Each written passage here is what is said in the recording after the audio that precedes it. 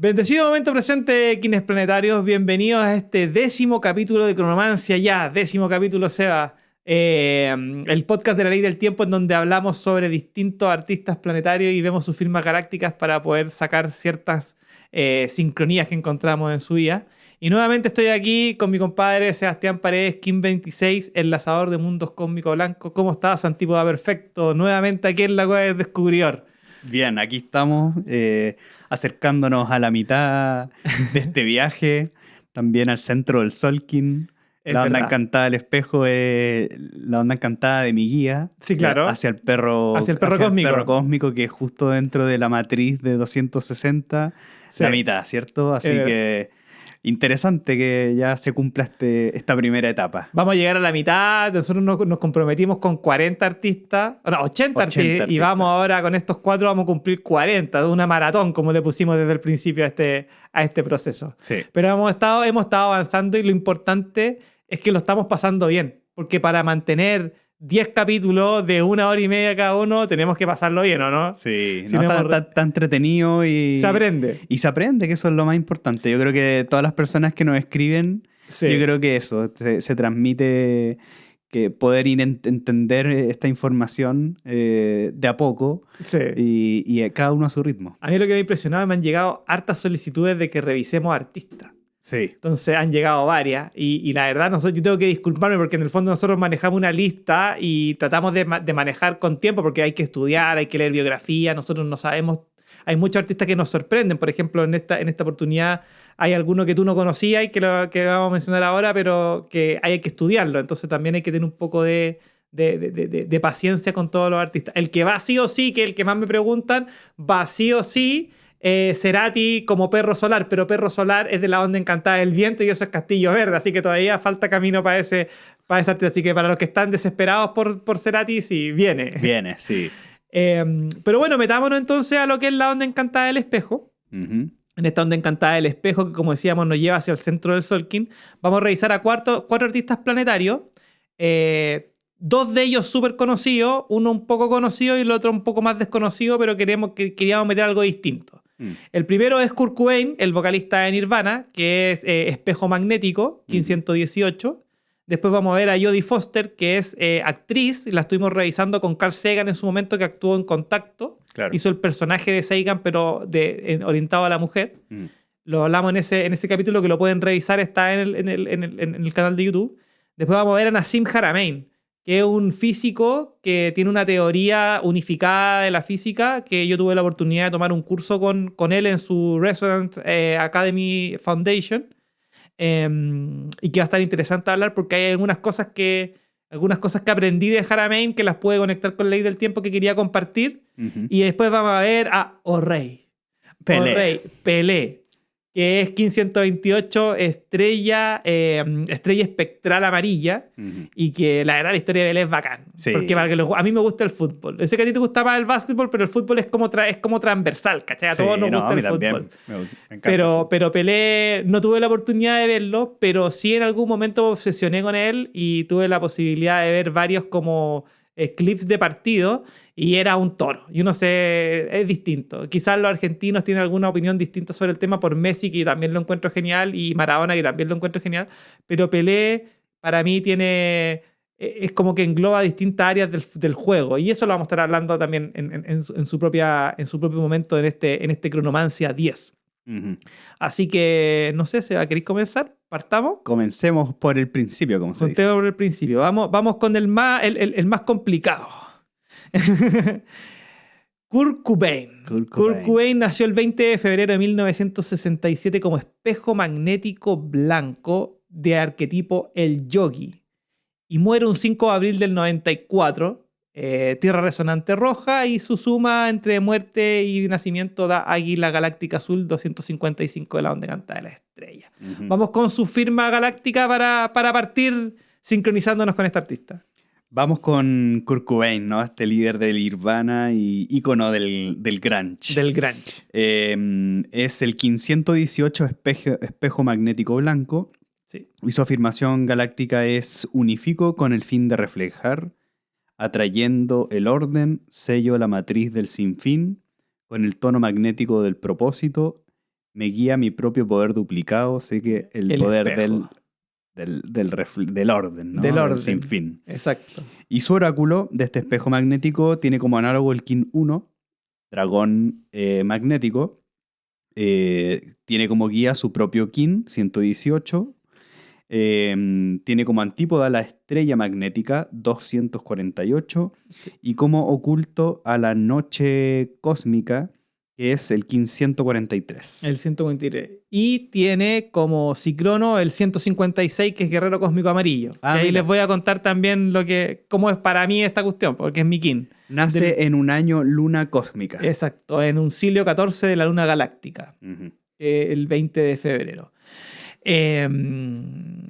Partamos, pues, Seba. Cuéntame Partamos. tú, ¿qué fue lo que más te llamó la atención de Kurt Cobain? ¿Tú escuchaste Nirvana en tu época o no? Nosotros somos de la época del 90 de escuchar rock. Sí. Pues, esta cuestión el 94 cuando murió, como que agarró un nuevo aire Nirvana. Sí, a mí la verdad que me gusta mucho el grunge. Ya. Me siento mucho más granchero que cualquier otro estilo. ¿Es de hecho. ¿En serio? Sí, o sea, yo escucháis Pearl Jam, Alice in Chains, toda la gama. principalmente Alice in Chains y Ya, Soundgarden son perfecto. mis grupos. Sí. Bueno, el grunge, el camino hacia el suicidio, pues bueno, ten Sí, cuidado. Sí, no, sí, tiene que ver con algo generacional, yo creo. verdad. Si es algo de los 90, yo creo que muchos de nuestra época escucharon también Nirvana, Pearl Jam. Claro, yo era de Nirvana y Pearl Soundgarden. Jam.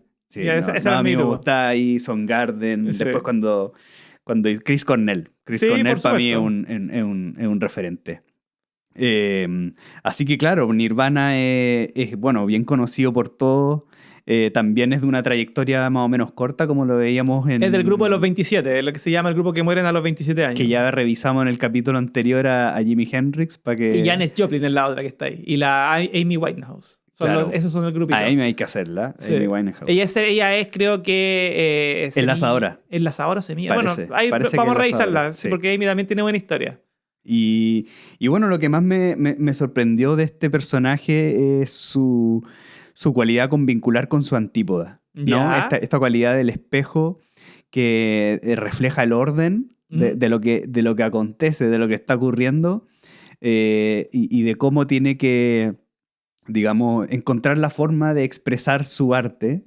Y de cómo este sello de la estrella lo acompañó sobre todo en el primer comienzo de su vida musical. A ver, cuéntanos de eso, ya que estudiaste esa sincronía. Bueno, parte a los 14 años, después de una infancia donde sus padres se separaron y tuvo como muchos problemas para adaptarse. Primero con la mamá, después se cambió con el papá, pero encuentra en la música como un refugio. Sí.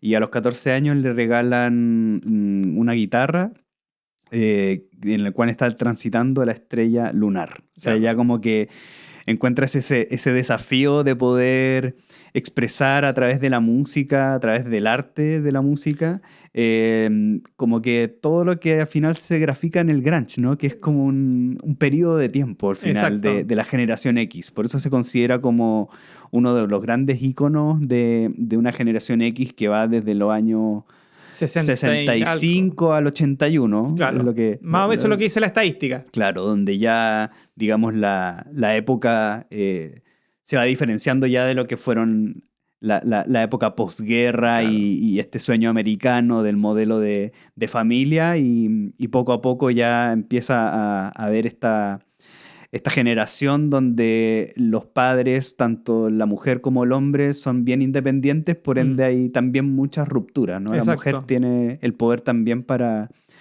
ser autónoma, no depende de un marido Tal cual. y eso trae también independencia tanto para ambos padres y separaciones también. Exacto. Es la época donde la separación se empieza a ser conocida, ¿cachai? Claro. En esa época, por ejemplo, mis papás se separaron cuando yo, en el 92, tenía 10 años, Claro. y yo era raro ya. Mm. ¿Cachai? Yo dentro de mi curso era el único que tenía papás separados. Y mi papá viene de una familia que se separó cuando él tenía 10 años, en el 66. Ah, que mira. eso sí que era raro. Eso era raro, claro. ¿Cachai? Entonces él como que le costó mucho ese proceso lo relata, de también compararse con este orden. Mucho Claro. del espejo, él decía como, ¿por qué yo no tengo el mismo molde del resto, ¿no? Como si fuera normal. Claro. Ahora yo creo que con el tiempo uno ya entiende que eso fue un proceso muy social, muy de cada época, pero él lo graficó más en su etapa adolescente, ¿no? Mm, Donde gran parte de sus canciones eran de crítica, claro. de expresar también un desorden. Sí, exactamente eso, Mm, de las cosas que son injusticias, las cosas que son como disruptivas, mm, tiene canciones sobre violación, tiene canciones sobre que él es violador, Polly es una canción de que él actúa como violador, tiene una canción que se mm, llama Rape Me, que se llama Viólame, son claro. como bastante duras, pero Mm, con el fin de... lo que yo entendía de la época de las letras de Kurt Cobain es que él trataba a través de sus líricas tocar temas que no eran comúnmente claro, hablados. ¿Cachai? demostrarlo. Demostrarlo a Mm, través de un arte que es la música. Hoy día probablemente no hubiesen sido aceptados. O sea, hoy mm. día sacáis una canción que se llama Rape Me y no te la tocan en la radio en ninguna parte. De hecho, le pasó, ¿no? Le pasó. Que tuvo Pero, que cambiar el nombre de la canción para que pueda... pero hoy día te hubiesen bloqueado. No habría llegado a las disqueras, ¿cachai? Claro.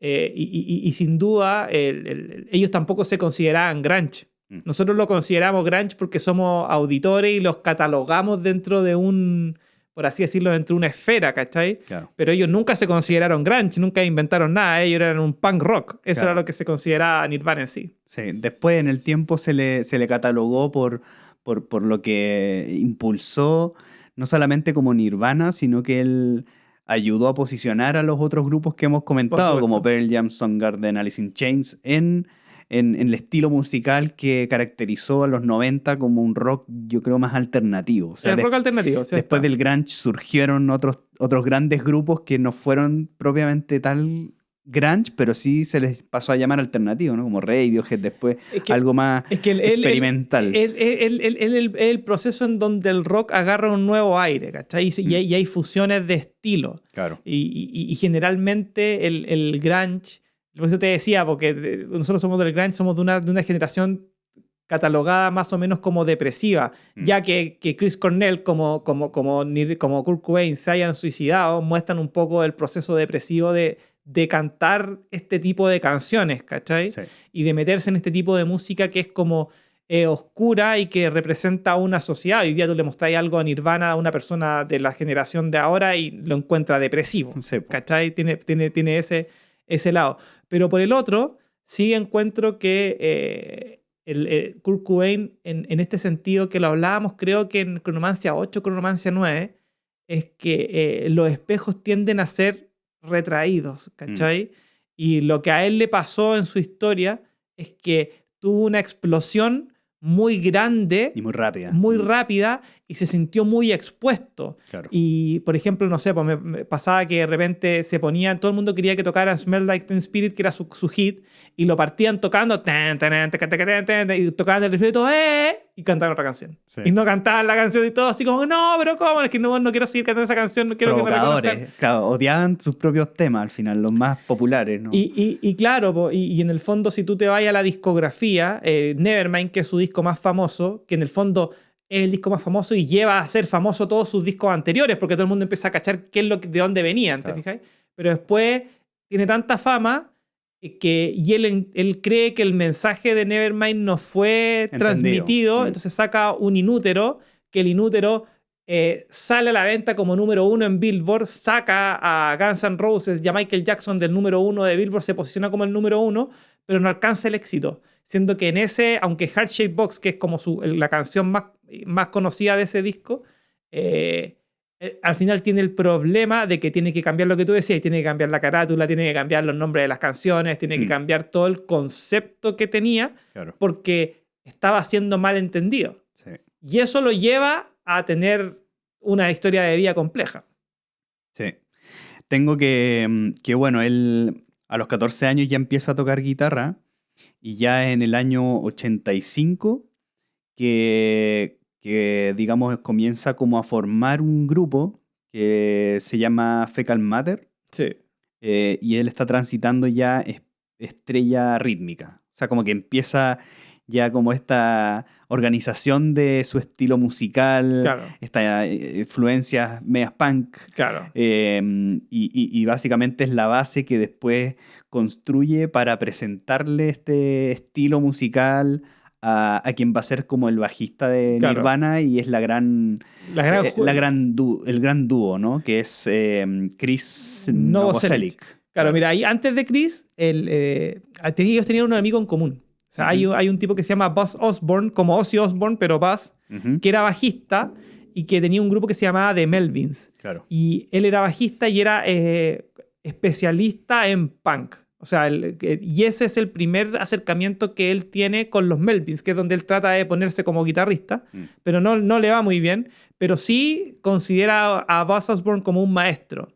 Y Buzz Osborne, como bajista, le presenta a Chris Novoselic como bajista. Y ahí parten los dos hablando. Y Chris Novoselic tiene como king el caminante rítmico y juntos hacen un mono 7, que es de la onda encantada de la serpiente, que es la que vimos el capítulo pasado, Claro. y el king 111, que también es un número importante porque son 3 unos juntos. Sí. Y ahí parte como la primera historia de Nirvana, donde, Sí. claro, este Buzz Osborne hace de link, ¿cachai? Claro. Entre uno y otro, lo junta. Kurt Cobain, en una época en donde estaba con el tema de la separación que tú bien comentaste anteriormente, se va a vivir para allá a la casa de Chris Novoselic y ahí parten los primeros jam sessions de Nirvana en general. Sí, de hecho le costó convencerlo. Sí, Le mostró estos audios que tenía de lo que había hecho anteriormente y con el tiempo ya como que se definió y quisieron ya como encontrar un baterista para consolidarse como banda. claro. Y ahí es donde llega el primer baterista, que es Chad Channing, Chad Channing, sí. Espejo resonante. que es un espejo resonante que encontré que, bueno, estuvo poco tiempo porque ahí como que parece que no había mucha afinidad con él, Claro. sobre todo viniendo de Kurt Cobain, que era yo creo que el que estaba como comandando la banda. Y que puede ser, entre paréntesis, como la lectura de otro espejo dentro del equipo. Sí, ¿Cachai? era Que otro espejo más. lo vimos con John Lennon, que en los Beatles eran todos sellos distintos. Claro. Y generaron como algo, pero nunca se chocan dos, y generalmente los grupos pasa eso, no son grupos que tengan el mismo sello, ¿cachai? Aparte que con la incorporación de Chris, ¿cómo se llama? De Chad Channing. Entre los tres hacen luna magnética. Ya. Así que yo creo que ahí fue un proceso de purificación Claro. hasta que vino el segundo baterista, que ya es como el más conocido, después Claro. sobre todo como imagen, ¿cierto? Ya y como con los últimos 2 discos, que es David Grohl. Claro, Dave Grohl. Que él es mono eléctrico, ¿no? Es mono Es entonado. mono entonado. Sí. Y bueno, Mono Entonado llega con esta pareja mono Claro. resonante y hacen Viento Cristal, Claro. que también es de la onda encantada del mono. Entonces ya Claro. como que estos tres, digamos, como que se afinan en jugar, yo creo, con este estilo, en producir música y les va bien, ¿no? Y alcanzan el hit. Claro. Con este disco Nevermind y ascienden muy rápido, ¿no? Lo que tú decías, y es Claro. de que pasan a la fama en muy poco tiempo. Yo tuve la oportunidad, a mí Dave Grohl me gusta mucho porque después hace un grupo que se llama los Foo Fighters. Es más, creo que lo discutimos cuando él en el mono entonado, si lo veíamos o no lo veíamos, Sí. y quedó fuera en esa oportunidad. Pero en una entrevista que yo vi de Dave Grohl, en el fondo él lo que hablaba sobre Nirvana es sobre la química.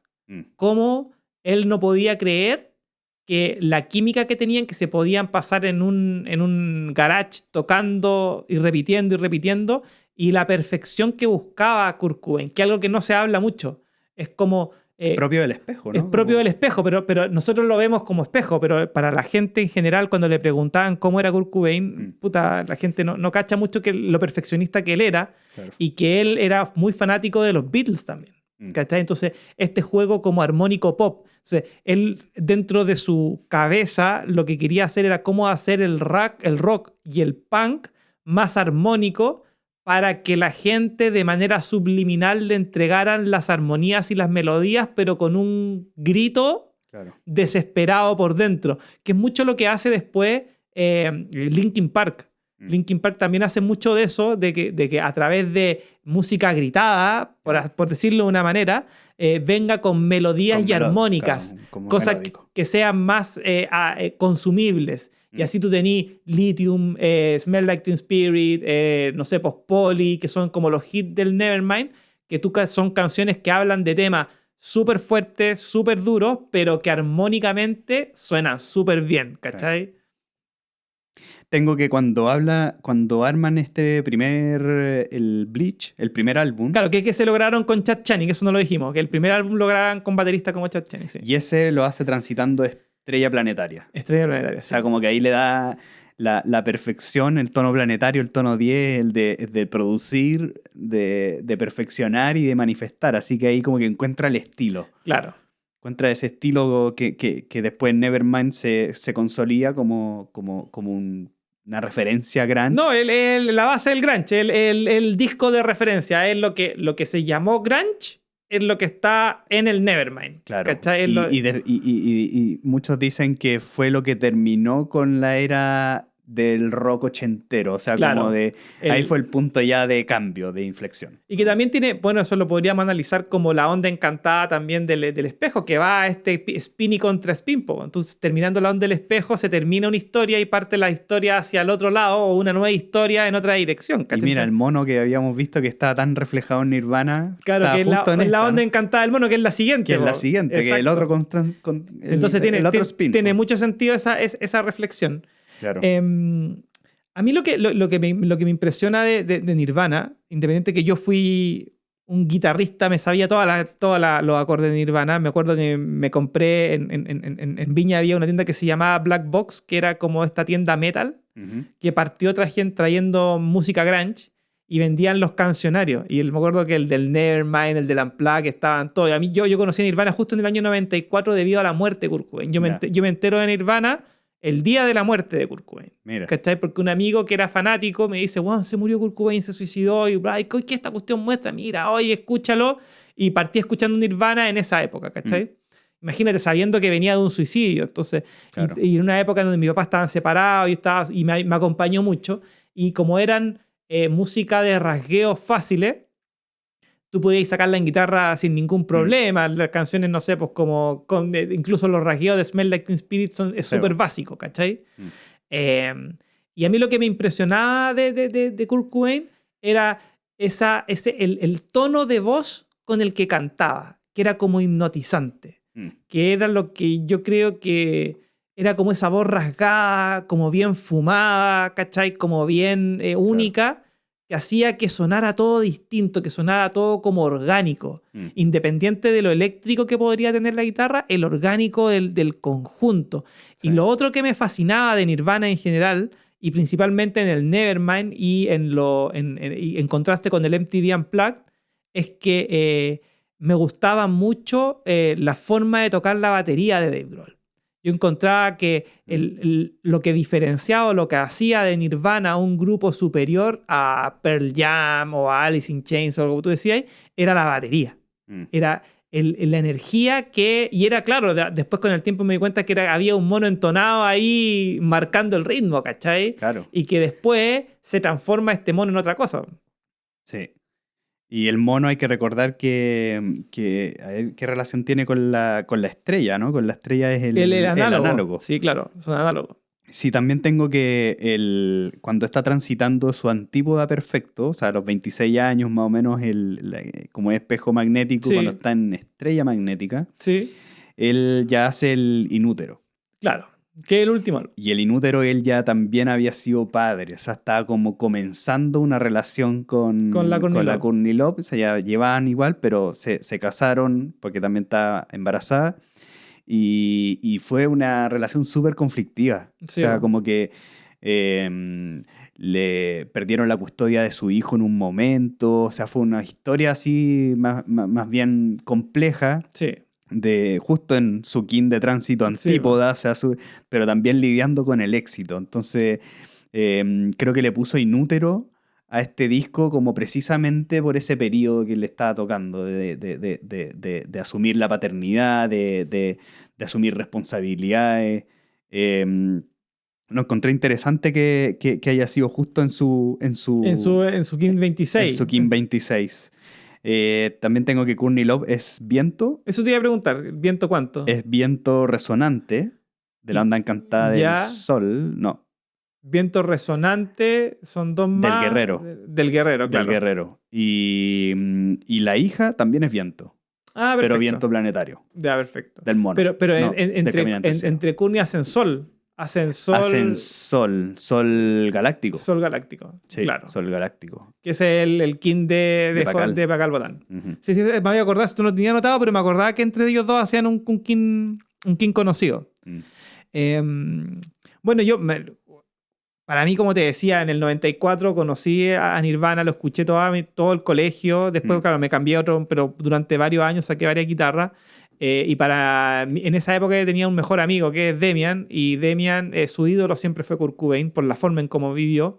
Y después cuando yo descubrí que su ciclón era guerrero cósmico, porque el guerrero cósmico es un día, pues el 20 de febrero. ¿cachai? Solo el 20 de febrero. Y esa conexión, la conexión que uno tiene con ciertos ídolos, también yo los invito a buscar, porque de repente no es de primera... no sé si te conté en Cronomancia alguna vez la relación que yo tenía con el 203. A ver, ¿no? ¿No te acordáis? ¿Qué noche? Noche Noche 203. Galáctica. Noche Galáctica. Con mi señora, Sí. que yo seguía cuando era chico, tenía póster de la Claudia Schiffer. Ah, ya, ¿Te sí, me acordáis? acuerdo. No sé Los si lo primeros conté. capítulos, Uno de parece. los primeros capítulos. Y tenía póster de la Claudia Schiffer, a mí me gustaba. Ese era como el prototipo de mujer que me gustaba a mí cuando era chico. Y después con los años, cuando descubrí los kin, empecé a sacar los kin y la Claudia Schiffer era, ¿cómo se llama? Noche Galáctica. Mira, Noche y terminé Galáctica. casándome con la Anita, que es Noche Galáctica. Entonces, en el fondo, me casé con la Claudia Schiffer. Claro. Y lo mismo que digo acá ahora con Kurt Cobain. En el fondo, yo crecí escuchando Kurt Cobain y en el fondo me di cuenta que en el Cicrono estaba mi código. Claro. Y que en el fondo tenía un mensaje que decirme para mí en ese minuto, que era como un acompañante, en un momento en mi vida en donde mi cuestionamiento principal era por qué mis papás están separados y todos los demás de mis compañeros no. Pues, te acompaña en esa, y tú veis la historia de Cobain que viene de papás separados y que etcétera, etcétera. Claro, y aparte este estilo musical de alguna forma ayuda a canalizar el sentimiento de una generación entera. O sea, Claro. Para mí, Alice in Chains y Soundgarden, que fueron los que más escuché, ayudaban a canalizar esa etapa adolescente, Claro. de cambios, propio de nuestra generación también. Aparte, es justo la generación donde se comienza a introducir la tecnología Claro. ya, los videojuegos, los computadores, todo, así que... Bueno, el 94 es el descubrimiento del telectonón. Mira, Si hacemos una analogía directa con la ley del tiempo, Claro, está pasando la profecía paralela a lo que está sucediendo, ¿cachai? mira.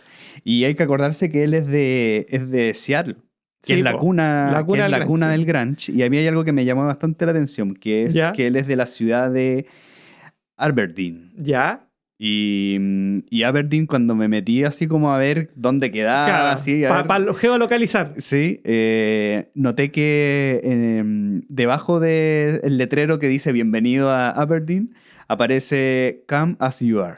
En la canción, es claro. una de las canciones que no sé, me parece que es del No, Nevermind. es del Nevermind, sí, Del claro. Nevermind. Come As You Are, que es como ven como eres. como eres, ¿no? Claro.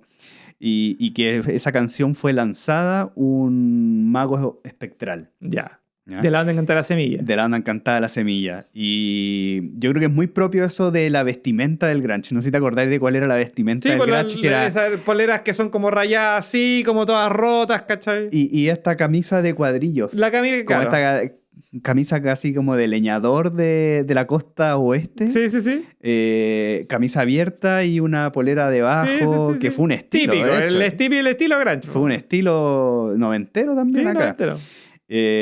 Muy propio de esto de ven como eres, vístete Claro. como sea, ¿no? Yo, como eres. para mí, esa cuestión de la vestimenta, yo me he visto con lo que encuentro limpio en el. Yo, mientras sea funcional, Bueno, bien. no sé si es cardinal esa weá Yo o no. prefiero la funcionalidad No. que lo estético. Bueno, a mí para el tema de mis trabajos, yo terminé porque cuando yo me metía con camisa y con pantalón Dockers, me sentía empaquetado. Po. Sí. Ese para mí fue una de las cosas que gané. Sí. Y hay algo una vez que escuché que es muy sabio, que dice, la corbata es un nudo en la garganta. Claro. Algo muy profundo. Está diciendo. Y también tengo que en el año 2005, en Aberdeen, le hicieron un homenaje a Kurt Cobain. ¿Ya? Y si seguimos el orden sincrónico de qué año estaría transitando en el 2005, calza justo con su estrella cósmica. Perfecto. O sea, como que trasciende ya su vida como artista, dándole este reconocimiento en su ciudad natal. Mira.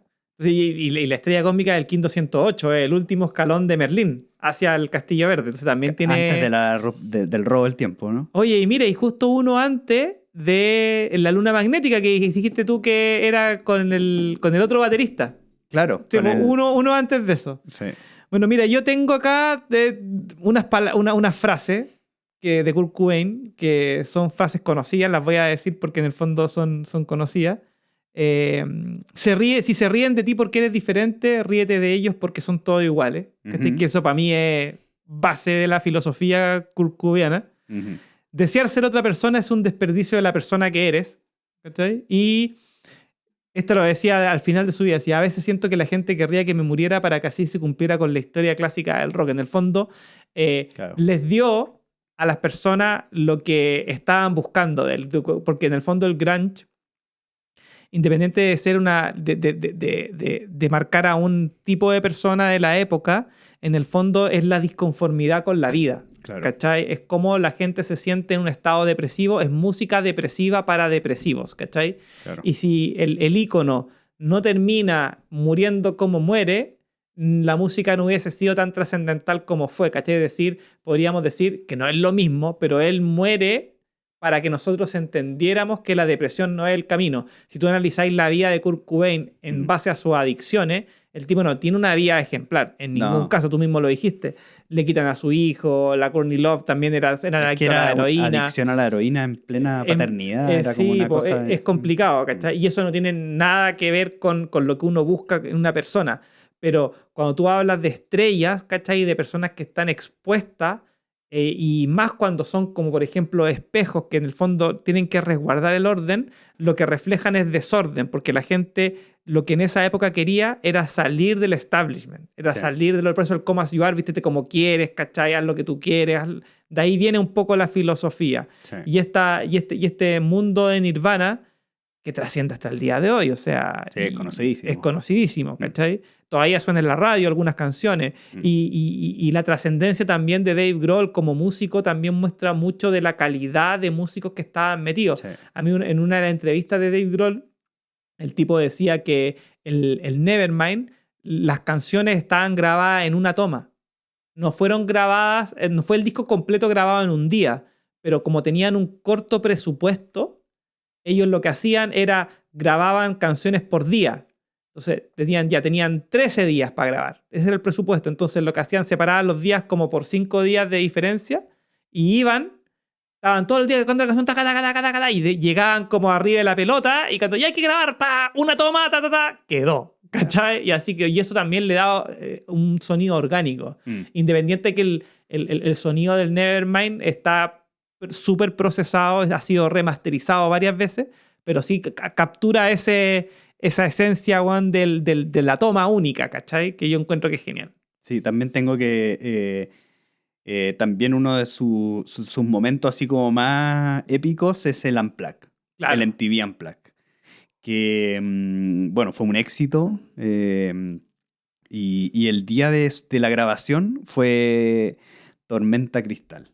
Tormenta Cristal, sí, 259. Claro, o sea, ya terminando el Cantar Estrella. El Solkin, claro, con el propósito de estrella, que era básicamente el kin de tránsito de Cobain, ¿no? Ya estaba en Estrella Magnética y termina grabando el Unplugged en la Tormenta Cristal, de esa misma onda encantada. Así que, de cierta forma, el Unplugged en esa época como comenzó a expandirse a todas las bandas. O sea, ese fue el más famoso de todos. Yo creo que hasta el día de hoy es el más famoso. Sigue siendo uno de los mejores Unplugged a pesar de que no fue...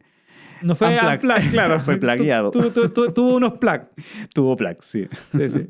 No, pero yo creo que el nivel musical, aparte, no tocan puras canciones de Nirvana, tienen homenaje a otros grupos. Hace mucho homenaje. Y canciones que que en el fondo tú veías hasta, hay como extended, en donde el tipo ya entre canción y canción fumando, ¿cachai? Así Claro. como queriendo hacer algo y después no hacerlo, es que es como bien especial, ¿cachai? Sí.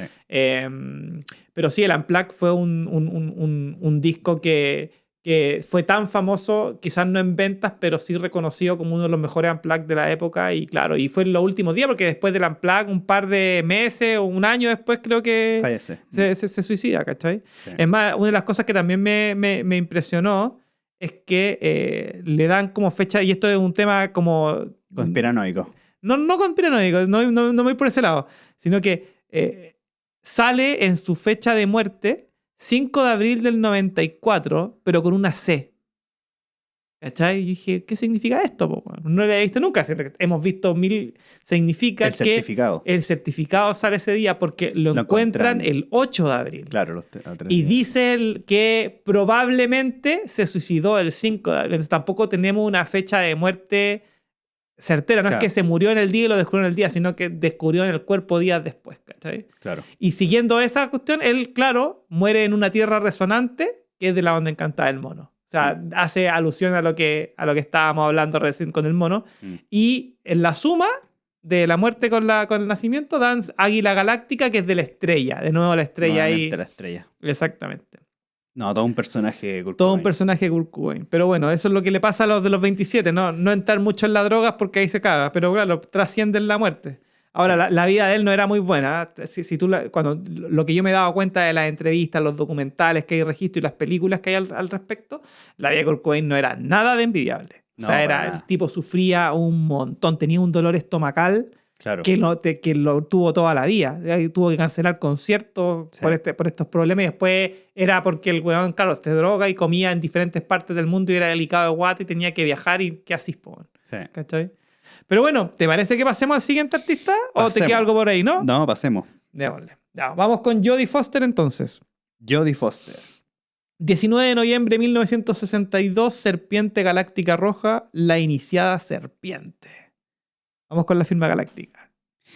Veamos, el 1525, Serpiente Galáctica Roja, Jodie Foster. La afirmación galáctica es: armonizo con el fin de sobrevivir, modelando el instinto, sello el almacén de la fuerza vital, con el tono galáctico de la integridad y me guía el poder del agua universal. La luna galáctica.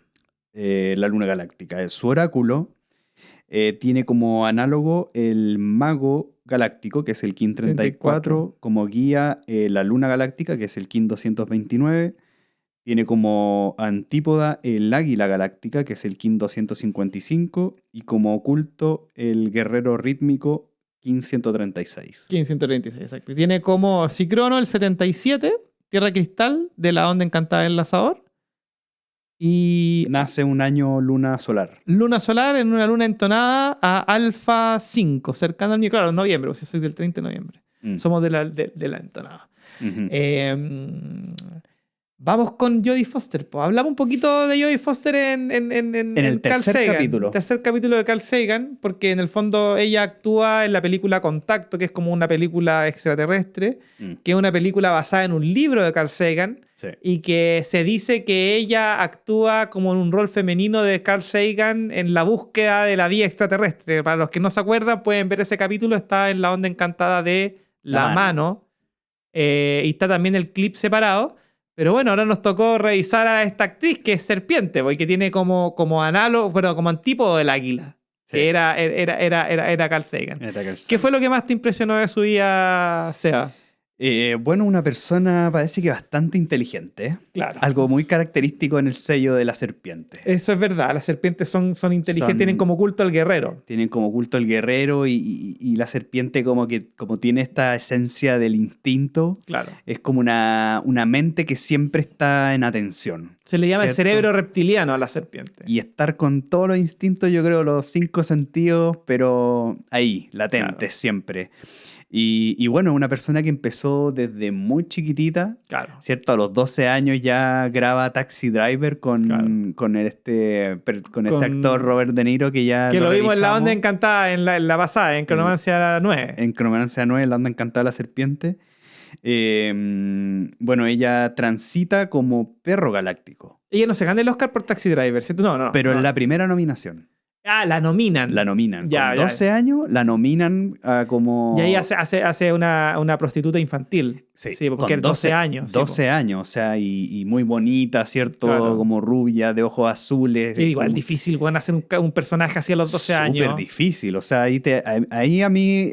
¿Cómo abrirle la kill cabeza, weón? Y su sello de serpiente Es muy importante. es muy importante porque, sobre todo para una película que tiene escenas como violentas o Sí. por lo menos que tiene un suspenso de cómo un tipo quiere asesinar a un político, ¿no?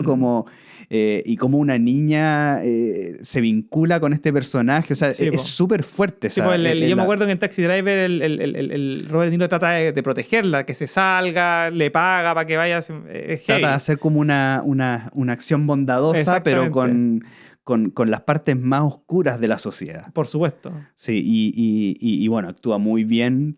Tiene su primera nominación, la hace en su mismo tono. O sea, ella es serpiente galáctica, pero cuando graba esa película es perro galáctico. ¿Ya?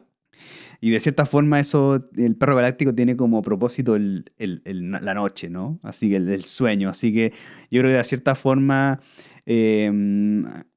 comenzó su carrera ¿cómo se llama esto? Dentro del cine, dentro de la actuación. Yo creo que sobre todo con esta película y con digamos, el reconocimiento que se le dio como esta nominación al Oscar, como ya proyectando un buen camino. Un buen camino.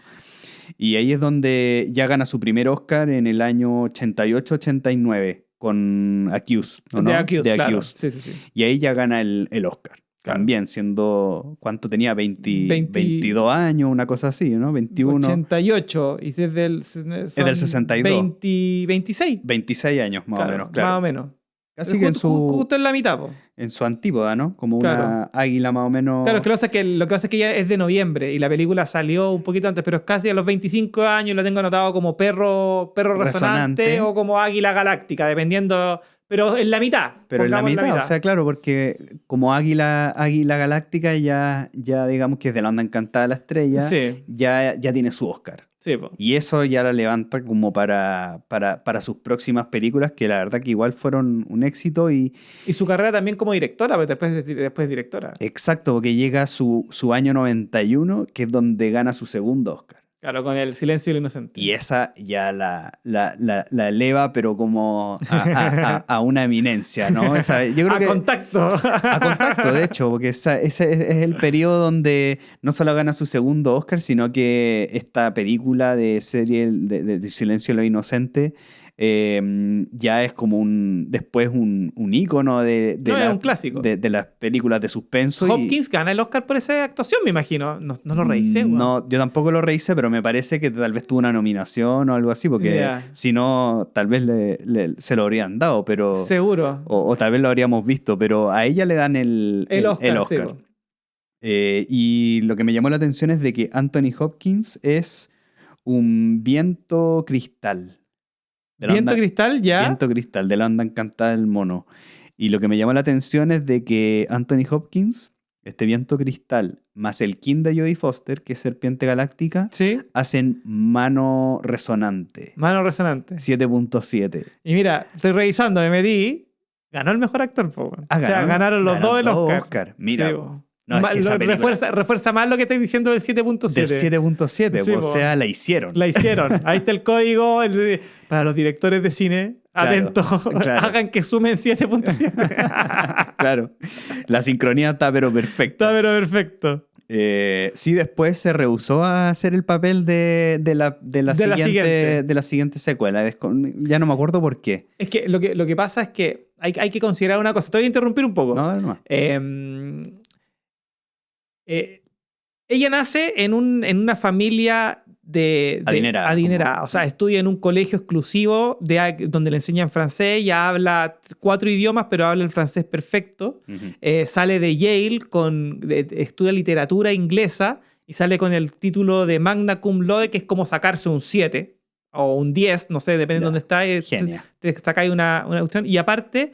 es considerada parte del grupo Mensa, que son este grupo de personajes que no se sabe si es verdad o no, tampoco se sabe si ella está metida o no, pero se habla de que está en eso, que es un grupo de personas que tienen alto coeficiente intelectual, que no es algo fácil. O sea, estamos hablando de personas que tienen coeficiente intelectual más alto que Einstein, que es como lo que nosotros consideramos como inteligencia, ¿cachai? Claro. Entonces es una persona sumamente inteligente y que tiene un coeficiente intelectual elevado, por lo tanto, eso le permite tener tipos de reflexiones que nosotros no logramos entender. Porque ¿por qué no repetir algo?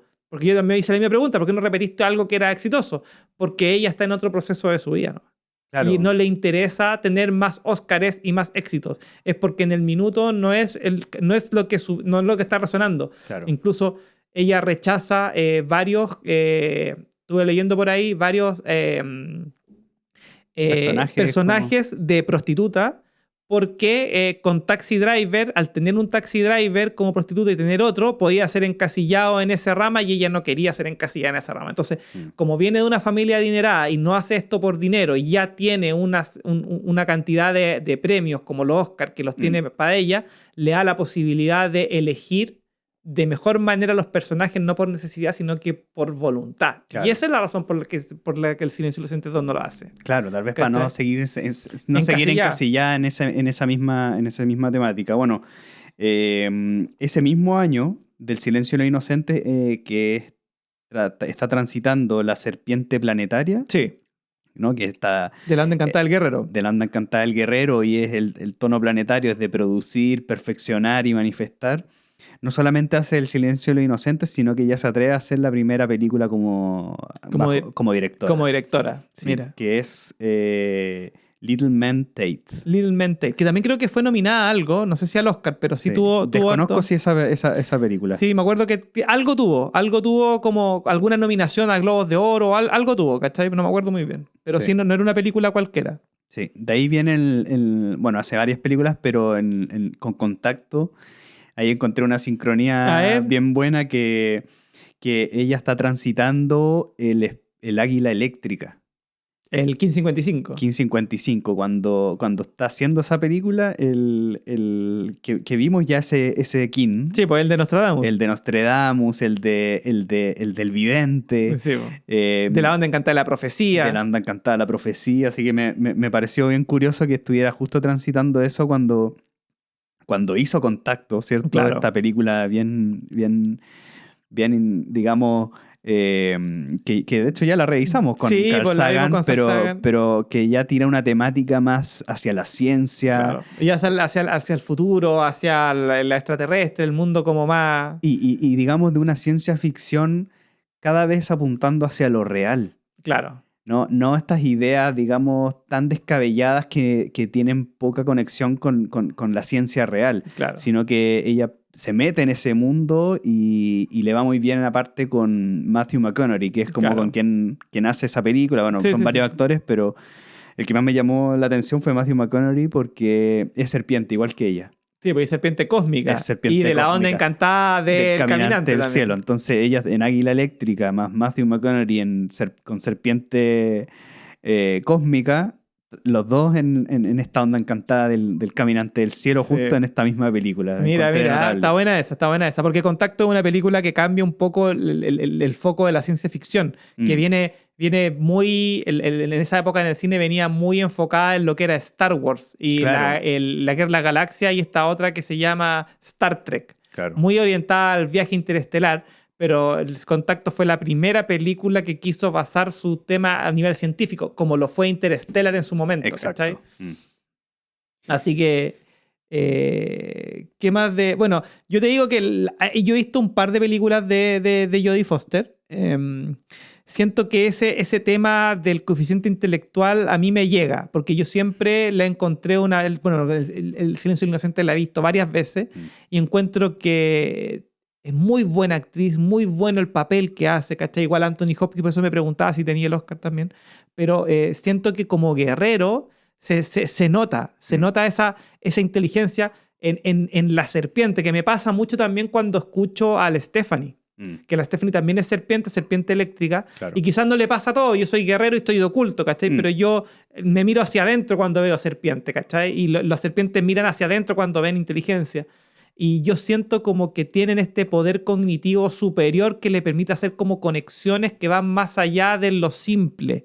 Porque me pasa, pues veo a la Jodie Foster y como que te sentáis a escuchar lo que está diciendo y como su buena actuación te permite como concentrarte en el personaje. Claro. Y lo mismo pasa con la Stephanie, como que te habla y como que tú te sentáis en posición de escuchar, es más que de que tu ego trata como de rebatirle o debatirle, perdón, es más como uno más receptor, ¿cachai? Es Más capaz que- de atraer. es capaz de, claro, de generar como esa fuerza instintiva que te permite ver que una persona que tiene un nivel cognitivo, para no decir súper inteligente, por sobre la media. Claro. ¿Cachai? Y eso yo creo que se nota mucho en Jodie Foster. Sí. También tengo que en su año 52, es decir, cuando vuelve a su tránsito de Claro. nacimiento, cuando hay que acordarse de los años, cuando cumplimos 52, es el año donde volvemos al kin de nacimiento, así Exacto. que vuelve a ser serpiente galáctica. Le dan un reconocimiento por su trayectoria. Justo ahí en el homenaje de los Globos de Oro hay un premio al reconocimiento de la trayectoria y encontré súper sincrónico que se lo dieran justo en su ciclo 52 Claro. y que también haya sido su año donde se casó, Claro. donde pudo revelar, o no sé si revelar, pero ya mostrar sin yo creo, prejuicio, su relación abierta con otra mujer y es donde Claro. se casa. Se casa con Alexandra Edison, que es Alexandra- estrella cósmica. sí, po. Que también vimos el Quinto 108, que también lo vimos con Queen. Queen, claro. Sí, po. ¿Y cuánto suman los dos? Estrella más serpiente, 13. 13. Caminante del cielo. Y Caminante del cielo galáctico. Caminante del cielo galáctico, claro, es obvio. De la onda encantada del lanzador del mundo. Del lanzador del mundo. El Sí. de Nolan. Bueno, ahí tenéis razón, el de Nolan. Claro, ahí ella también se hablaba de ella que tenía, que era lesbiana, ¿cachai? Y que tenía varias parejas, pero nunca lo asumió. dijo. Y no sé, yo creo que sí lo asumía. Yo creo que tiene que ver con un tema de privacidad. Lo protegía. Lo Claro. protegía. Sí. Y eso también tiene mucho que ver con dos cosas. Primero, de venir de una familia adinerada y segundo, haber sido famosa muy temprano. También. Porque en el fondo tú planificas tu vida en base al sincretismo, ¿cachai? A estar más cerrado. Por eso ella nunca habla mucho con la prensa, nunca da nada, porque en el fondo entiende la protección que significa para ella. Incluso tiene 2 hijos, pero nunca ha dicho quiénes son los padres. ¿Cachai? Entonces no se sabe, solo sabe que son hijos de ella, ¿cachai? Y que ella los tuvo y los parió, pero el papá no se sabe si fue natural, fue inseminación, no sabe si lo adoptaron, nada, hay como un sincretismo. Y eso también habla un poco de cómo enfrentar, volviendo a la inteligencia de la serpiente. Claro, cómo saber manejar ese... Cómo saber manejar el tema, porque en el fondo Jodie Foster, independiente que ha ganado 2 Oscars y que ha hecho muchas películas conocidas y que debe tener un poder adquisitivo bastante abundante, por así decirlo, no es una persona que está en los tabloides. Entonces sabe cómo proteger esa esfera, que en el fondo es lo que... Contrario a lo de Kurt Cobain. Sí, te iba a decir eso. Era totalmente lo contrario, Opuesto. que de venir de la nada, de no tener nada, ¿cachai? Y después hacerse famoso, no poder controlar, no drogarte y terminar disparando en la cabeza, ¿cachai? Sí. Que es lo que sucede. Pero bueno, no sé si tenía algo más de Jodie Foster. Sí, hay algo que me llama la atención. A Que en el 2017 ¿Ya? ella participa en la serie Black Mirror. Black Mirror, ya. Sí, Como directora. dirigiendo ¿cómo se llama esto? Uno de los capítulos. Ya. Porque en la serie Black Mirror es como esta serie donde son una serie de capítulos que no tienen una relación con Claro. la otra, pero que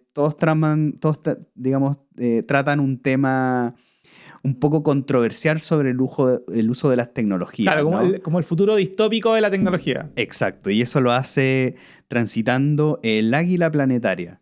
Ya, perfecto. Y el águila planetaria es el antípoda de la serpiente planetaria. O sea, cuando ella debuta como directora en el año 91, el año que hablábamos, sí.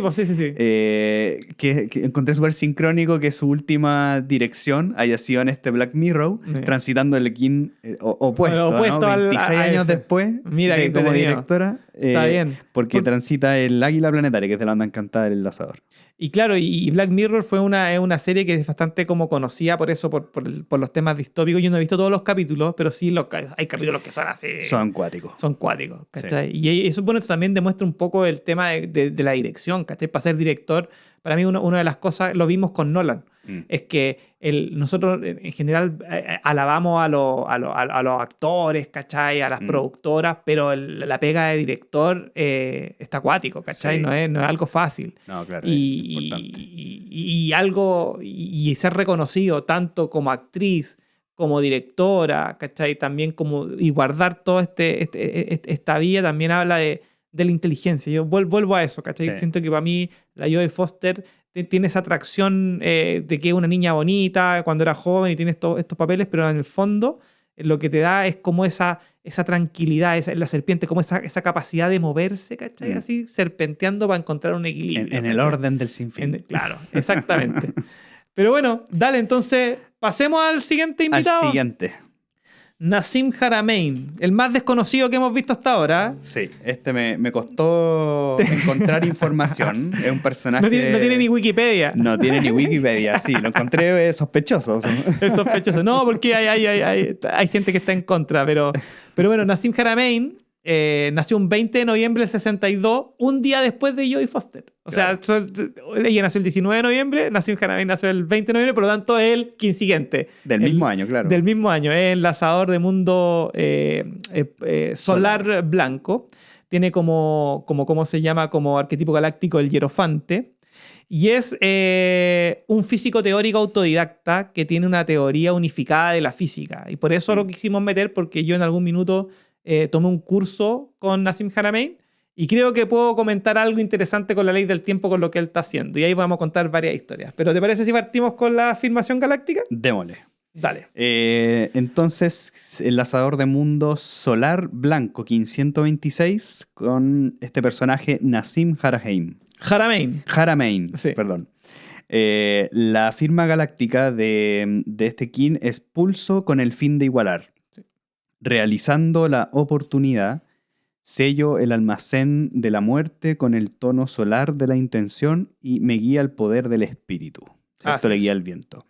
Y el oráculo de este kin tiene como análogo al caminante del cielo solar, sí. kin 113. Tiene como guía entonces al viento solar, que es el 22. Tiene como antípoda al guerrero solar, que es el 256. Sí. Y tiene como antípoda al águila entonada, 530. Como oculto. Como oculto, sí. Perdón. Tiene el águila entonada como 135. Exactamente. Y tiene el mismo síncrono que Jodie Foster, porque la Tierra, el 1577... Y mira, también ahí está el 77. Dijimos algo de 7.7 con Jodie Foster, ¿o no? Claro, que era la mano resonante con Anthony Hopkins. Mira, ahí está, po, ahí está, 77. Tiene el mismo síncrono 77 porque 77 es un portal de activación galáctica y como están dentro de los primeros días de la luna entonada, les toca el mismo síncrono. Claro. Y nació en el mismo año de la luna solar y ella nació en Limi 6 y ¿cómo se llama? Y el otro y la Jodie Foster nació en Alfa 5. Entonces, nacen en Suiza, ¿no? En Suiza. Él nace en Suiza. Claro, a ver, ya, parte tuya, como yo te voy a hablar un montón en esta oportunidad, cuéntame tú qué es lo que te llamó la atención de Nassim Haramein, que de todo. Uy, a ver, aquí, claro, me costó ya porque de este personaje sí que yo no conocía absolutamente nada. Creo que debe ser el primer personaje donde no conozco absolutamente nada. No lo conocía. Creo que lo había visto. Ya. Tal vez lo había visto en imágenes, también estos documentales que él ya, donde habla de, digamos, una física como mucho más integradora. Claro, unificada. Unificada, como...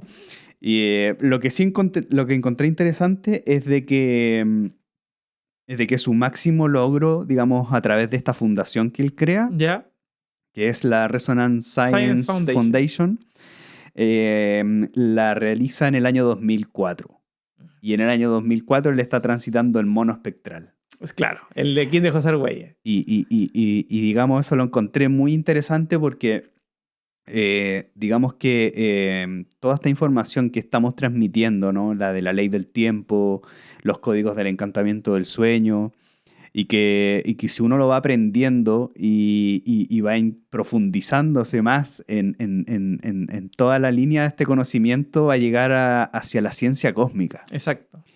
donde es bastante interesante y profundo llegar a lo que yo percibo como el mundo invisible. Claro. Tenemos una ciencia que como que trata de explicar todo lo visible, todo lo que nuestros sentidos, digamos, nos dicen y básicamente que es lo que vemos, ¿no? Que lo encuentro, digamos, tan limitado. Generalmente las cosmovisiones más antiguas hablan de un mundo visible, pero también de un mundo invisible. Exacto. O sea, de que hay muchas cosas que están pasando siempre en lo que no es evidente, de lo que no está ahí. No porque no lo veamos significa que no va a estar. Entonces me llamó mucho la atención de que toda esta tendencia de Haramein nos lleve a encontrar los patrones naturales Claro. a través de la física, a través de las ciencias exactas, Sí, pero considerando lo que no es visible, ¿no? Estos patrones que son cósmicos casi, exacto. y que tiene que ver mucho con lo que, digamos, enseñó José Argüelles a través de la ciencia del tiempo y de las leyes cósmicas y de que al final tenemos que conectarnos con esto del tiempo natural, que es básicamente una expresión de estas ciencias cósmicas, de los Así patrones es. naturales. Así Así que encontré que justo haya hecho en el mono espectral esta fundación, dije, aquí hay un montón. Y hay otra sincronía, porque lo voy a explicar un poco, pero para reforzar lo que tú decís, hay un paper que él hace que es como el paper más famoso, que en donde él, a través de el cálculo de la masa de un protón, calcula cuál va a ser el volumen de el radio, perdón, de lo que es un agujero negro, si es que existiese un agujero negro en el centro de la galaxia. Y ese paper lo presenta el 21 de diciembre del 2012, que es el último día del calendario maya. Claro. ¿Cachai? Él, no sabiendo esto, él lo presenta ese día. Y pasan 6 meses, 8 meses después, en donde se empieza a través de nuevas tecnologías a medir y ahí se comprueba. Se comprueba y tiene un... Él dice que es demasiado pequeña la diferencia, pero la proyección que él hace es casi exacta. Entonces eso le da como la fuerza para que la gente crea en su trabajo, porque el problema que tiene Nassim Haramein es que no es físico, no está acreditado como un científico físico de alguna universidad, sino que es autodidacta. Y ahí ¿cómo conocí yo a Nassim Haramein? O sea, partamos por eso. ¿Cómo llegó a estar en esta planilla y proponerlo dentro de Cronomancia? A ver, ¿cómo fue? Puta, fue lo siguiente. Yo en el 2000, creo que fue 14, vi un video de él sobre este tema de teoría unificada. Y la verdad me impactó porque en esa época estaba estudiando la ley del tiempo, como tú decías, y la ciencia cósmica. Y este personaje hablaba de geometría, hablaba de los mayas, hablaba de los egipcios y tenía un tema de unificación de la física cuántica y la física cosmológica o la relativista de Einstein. En términos fáciles, Einstein, hay una física que se llama la física relativista o cosmológica que explica todo lo que sucede a nivel de materia. Es decir, todo lo que sucede como los planetas, el espacio-tiempo, etcétera, etcétera. Pero también existe una física que es cuántica, que está basada en las teorías de Max Planck, pero que hace todo lo que tú decís que hace la física del mundo invisible, de los átomos, los protones, los electrones. Pero es una misma física. Entonces, en la física existe esta dualidad en donde no existe una teoría que aplique tanto para la física cosmológica como la física cuántica. Y hay una solución que se llama la teoría de las cuerdas, que es la que hoy día está actualmente, que dice que funciona en los dos lados, pero que no lleva a una fórmula sencilla. Porque en el fondo dicen que para que exista una teoría unificada, tiene que haber una fórmula sencilla, algo así como José Argüelles plantea como el tiempo es igual a arte, algo sencillo. Einstein plantea E es igual a mc al cuadrado, ¿cachai? Claro. Algo sencilla. Entonces, Nassim Haramein parte estudiando la física. Él es un matemático desde niño, se da cuenta, hace reflexiones muy avanzadas. Claro, a los 9 años. A los 9 años él entiende, el ejemplo no lo voy a explicar, pero en el fondo dice que un punto no es nada, sino que 2 dimensiones, que son las 3 dimensiones, y tiene una confusión grande. Y el tipo entiende que cuando todo es un punto, por lo tanto todo es holográfico, ese es algo que él se realiza. Entonces, para poder comprobar cómo era la matemática en la naturaleza en alguna época de su vida, estudiando física, se compra una minivan Ujú. Y se va a Hawái, ¿cachai? Empieza a escalar montaña, empieza a hacer surf y en la conexión con la naturaleza encuentra que hay una geometría implícita que se basa principalmente en lo que es la geometría de Fibonacci en la proporción áurea El espiral. y, del espiral y que tiene que ver también con el vector de equilibrio que le llama él, Mm. que es una forma que determina el espacio que viene sacada de un personaje que se llama Buckminster Fuller, que habla de los sistemas enteros, que es el mismo Buckminster Fuller que José Argüelles tomó para hablar de la holonómica. No más que Nassim Haramein le dice holofractal y José Argüelles le llama la holonómica. Y que, haciendo un paréntesis como en la historia, yo cuando tomé el curso dije a este personaje no conoce a José Argüelles, ¿cachai? Porque le falta ese como lapsus pequeñito para poder entender y cómo le digo, ¿cachai? Y la vida me llevó en algún momento a tener una conversación con Stephanie Saud y le comenté que yo había tomado el curso de Nassim Haramein y ella me comentó algo que me decía que en los últimos años, días de José Argüelles, se habían enterado de que existía un personaje como Nassim Haramein y estaban intentando hacer reuniones para que se juntaran, pero Balún Botán murió un poco antes. Y Mira. que él creía que si se llegaban a juntar, iban a resolver el problema de la unificación de las dos ciencias, que en el fondo tiene que ver con el tiempo. Yo creo que José Argüelles solucionó ese problema Sí. entendiendo que el tiempo es el factor de sincronización universal, pero no pudo comprobarlo matemáticamente a través de la ciencia moderna, lo comprobó a través de la ciencia cósmica, Claro. pero de la ciencia moderna no pudo comprobarlo matemáticamente. Y él creía, o por lo menos eso es lo que entendí yo de lo que me dijo Stephanie, es que si que se juntaban, le iban a dar a Nassim Haramein los tips para poder generar esta unificación. Y eso para mí fue algo brutal, porque yo cuando tomé el curso de Haramein, lo que me pasaba era que encontraba que todo lo que decía era verdad, tenía esa sensación de como verdad en sus dichos, pero dejaba el tiempo de lado. ¿A qué me refiero? Él siempre hablaba del espacio y del espacio-tiempo. Entonces, todo se hablaba como del espacio, en donde en el espacio decía la fuerza primordial es la gravedad, en el espacio-tiempo es el spin, el giro. El giro. ¿Cachai? Entonces yo decía, y como que me pasaba en los cursos, porque eran cursos que eran escritos y grabados, y al final tuvimos una reunión con Nassim, pero no le podíamos preguntar nada directamente. Pero, ¿y el tiempo? Porque tenía el espacio-tiempo, tenéis que tener el tiempo, y nunca consideró al tiempo como un factor, ¿cachai? Entonces, yo lo que decía en ese minuto, decía, si tú tenías la fuerza de gravedad, que es lo que mueve el espacio, y tenía el tiempo, que es la tercera dimensión, y tenía el tiempo, que es lo que mueve a la cuarta dimensión, cuando se junta el tiempo con el espacio y crean este tiempo-espacio o espacio-tiempo, que es la medición que la ciencia ocupa para medir, este como velo malla que nosotros ocupamos para medir, se genera el spin. Porque cuando tú mezclas la gravedad con el tiempo, genera el torque, el toroide. ¿Cachai? Entonces yo decía, bueno, me estáis explicando matemáticamente por qué hay un toroide, me estáis explicando, pero él dice que viene desde el espacio, Desde el espacio. no desde el tiempo. O sea, él trata como de abrirse más allá de la materia, Exacto. pero no considera tal vez el tiempo o la trayectoria en la cual estamos viajando. No considera el tiempo como el factor de sincronización universal, considera el tiempo como un factor que afecta al espacio, no como una dimensión en sí misma. Pero el resultado es el mismo. Es como saber que tú pones huevo o no sé, pones agua por un lado y harina y tienes masa, pero estáis viendo solo la harina y la masa y no consideráis el agua dentro de la producción de la masa. Y eso es porque en ninguna parte de la ciencia, más que en la ciencia cósmica de la ley del tiempo, se considera el tiempo como algo de la cuarta dimensión. Claro. Es solo eso, ¿cachai? Es un concepto. Y que Nassim Haramein, desde mi perspectiva, tenía la posibilidad de entenderlo porque su perspectiva de la física es distinta. ¿En qué sentido? La física siempre... No sale de la academia también. Es que lo que pasa es que por eso no tiene Wikipedia y por eso porque nadie lo valida porque no tiene un grado científico, un doctorado formal. Claro. Pero, por ejemplo...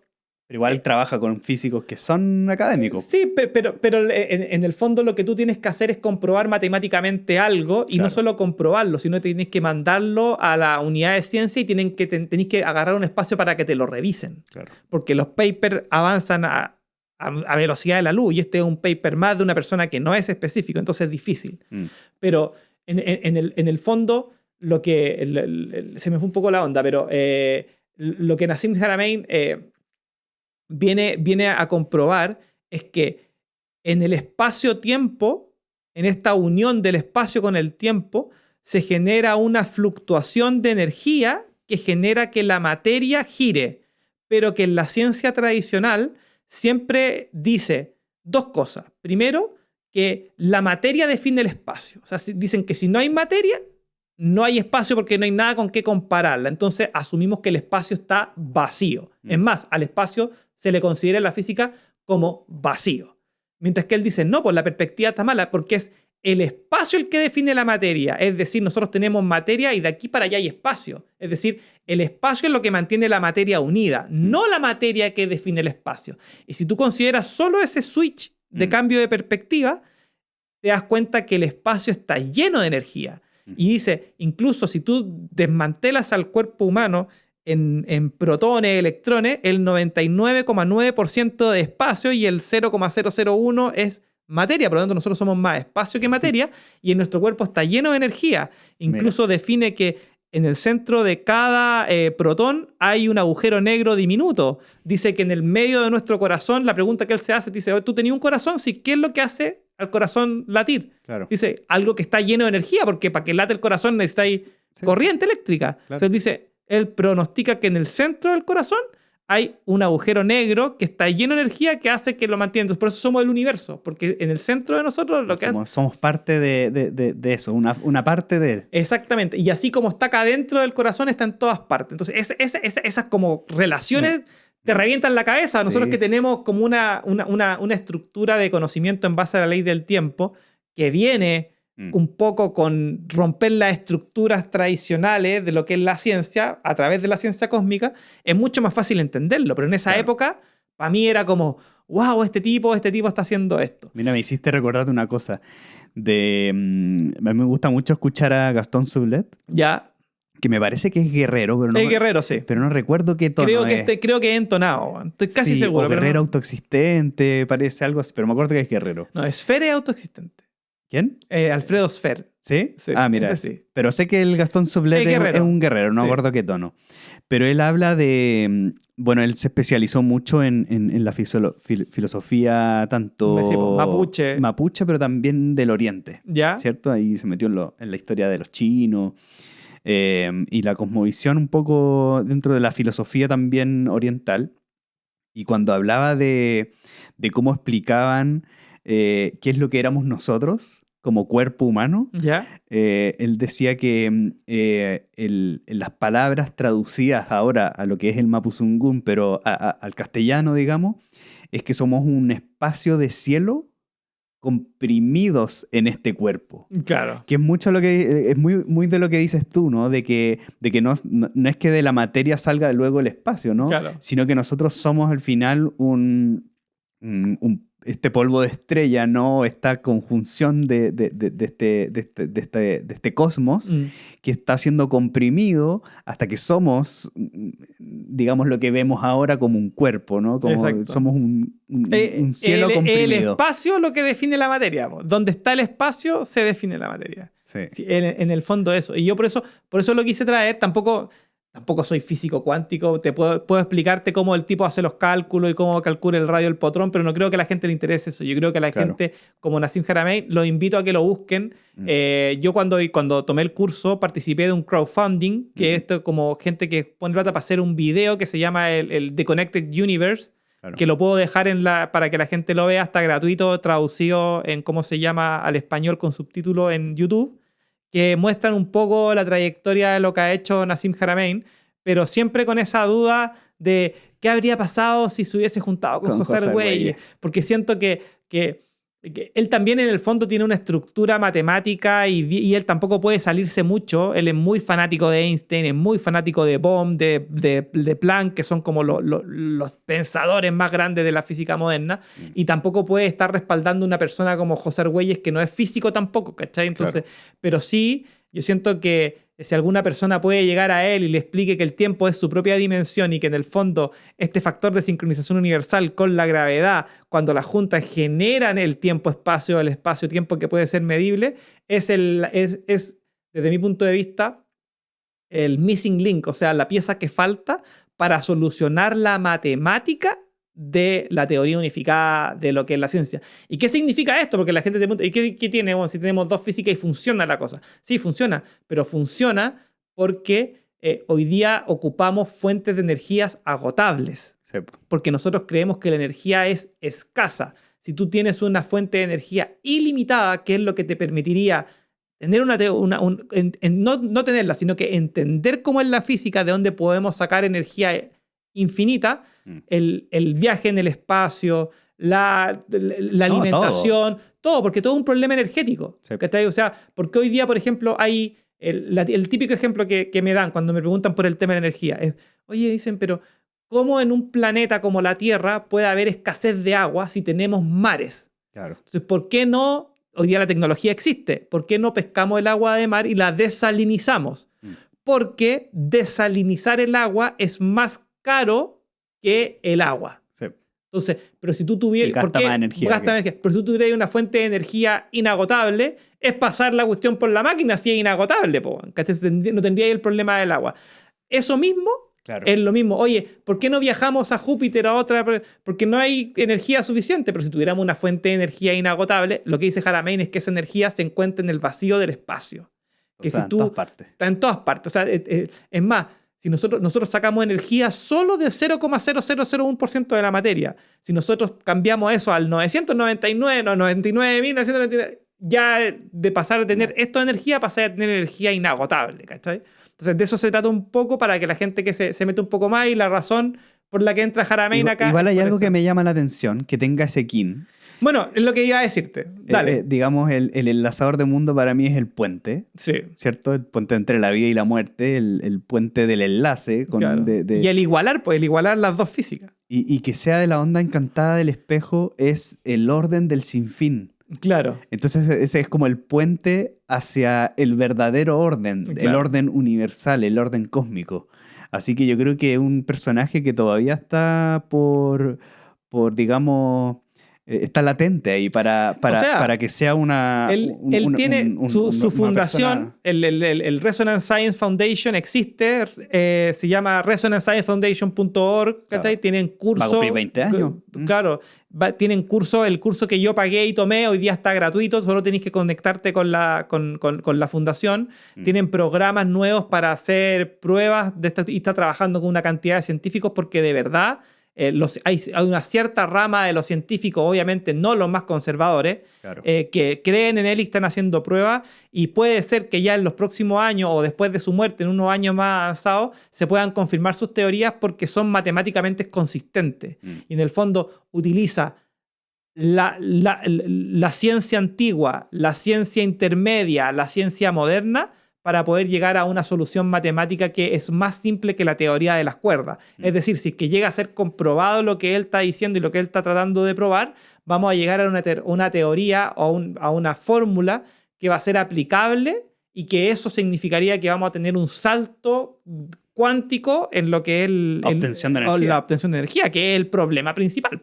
¿Cachai? Claro. ¿Por qué no llega agua ahí a África? Porque no hay... petróleo, es muy caro hacerlo llegar, ¿cachai? Ese es el problema. Claro. Pero bueno, eso.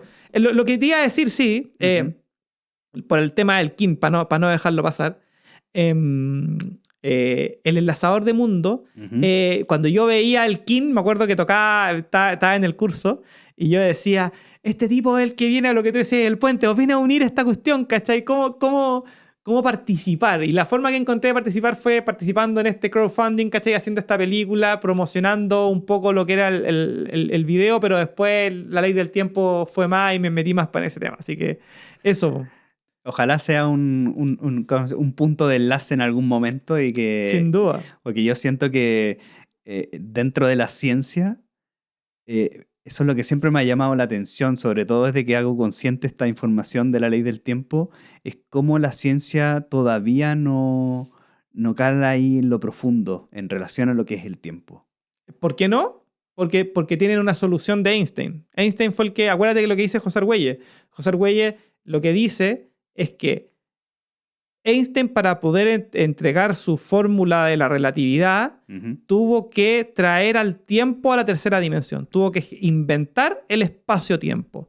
Entonces, tuvo que decir el tiempo no es una dimensión por sí misma, sino que es una dimensión que está asociada y es inseparable del espacio. Entonces, es espacio y espacio-tiempo. No hay espacio y tiempo. Antiguamente, en los griegos, en los indios, en los mayas se hablaba del espacio y se hablaba del tiempo.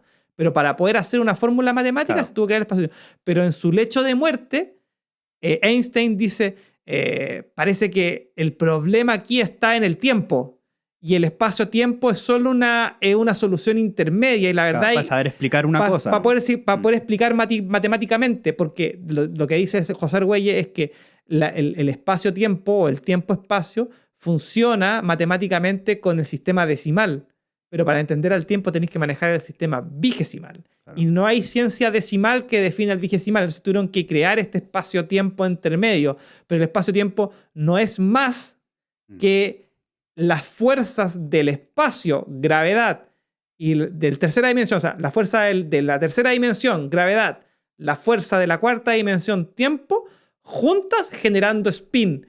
Y como el spin es movimiento, tú puedes medir el movimiento. Pero no puedes medir el espacio si no hace nada y no puedes medir el tiempo si no hace nada. Solo puedes medir el paso del tiempo. ¿Puedes detener el tiempo? Y ahí cabe. No puede detenerse el tiempo. Y el espacio tampoco. Estamos siempre girando, estamos siempre en una trayectoria, estamos en constante movimiento. Y por lo menos la perspectiva de Jaramé, para mí se acerca mucho más a una realidad. Y bueno, Jaramé habla de los toroides. Estamos hablando nosotros, por ejemplo, cuando vemos el arcoíris circumpolar, es un toroide. Claro. ¿Cachai? Entonces ahí también aplica el video del universo conectado. Habla. Falta que te hubiese tenido invitado a José Argüelles para que explicara el lado del tiempo. O sea, falta eso nomás, para que para mí fuese como algo contundente, ¿cachai? Que tuviese una contundencia mucho mayor. Pero bueno, eso. Avancemos para algo más. Ahora bajemos el contenido al fútbol para que la gente ahí que está tan mareada con física es verdad, pueda bajar y... Yo me vuelvo loco con lava porque aprendo. Me gusta mucho. Está interesante. Está interesante. Pero bueno, invitarlo a ver ese video. Ahí hay muchas respuestas para los que quedaron enganchados con este tema. Invitarlo al universo conectado y también respuesta a cualquier cosa pueden preguntar. Siempre a una buena conversación estoy abierto yo y tú también, yo creo. Así que todo totalmente bien. Bueno, pasemos a Héctor Edson Arantes do Nascimento Pelé. Pelé, qué grande Pelé. Grande. El más grande futbolista. Pasamos del cosmos, weón, al fútbol, así, sin dolor. Yo creo que hay harta relación ahí. Hay un punto de enlace. Está bueno. 23 de octubre de 1940, estrella espectral amarilla 1528, que es el número en donde yo nací, en el sincronario 13 Luna. Yo nací el 30 de noviembre, que es el día número 128 del sincronario 13 Luna. El artista. Estrella espectral. Vamos con su firma galáctica. Veamos, este 1528, estrella espectral amarilla, Pelé. La firma galáctica dice: disuelvo con el fin de embellecer, liberando el arte, sello el almacén de la elegancia, con el tono espectral de la liberación, me guía el poder, mi propio poder duplicado. Sí. Y el oráculo de la estrella espectral tiene como kin análogo el kin 11, mono espectral. Ha salido harto el mono espectral en este capítulo. Harto. Sí. Y le guía su mismo kin, estrella espectral. Tiene como antípoda el espejo espectral, que es el kin 258. Y como oculto tiene el caminante del cielo eléctrico kin 133. Sí. Nace en un año tormenta cósmica.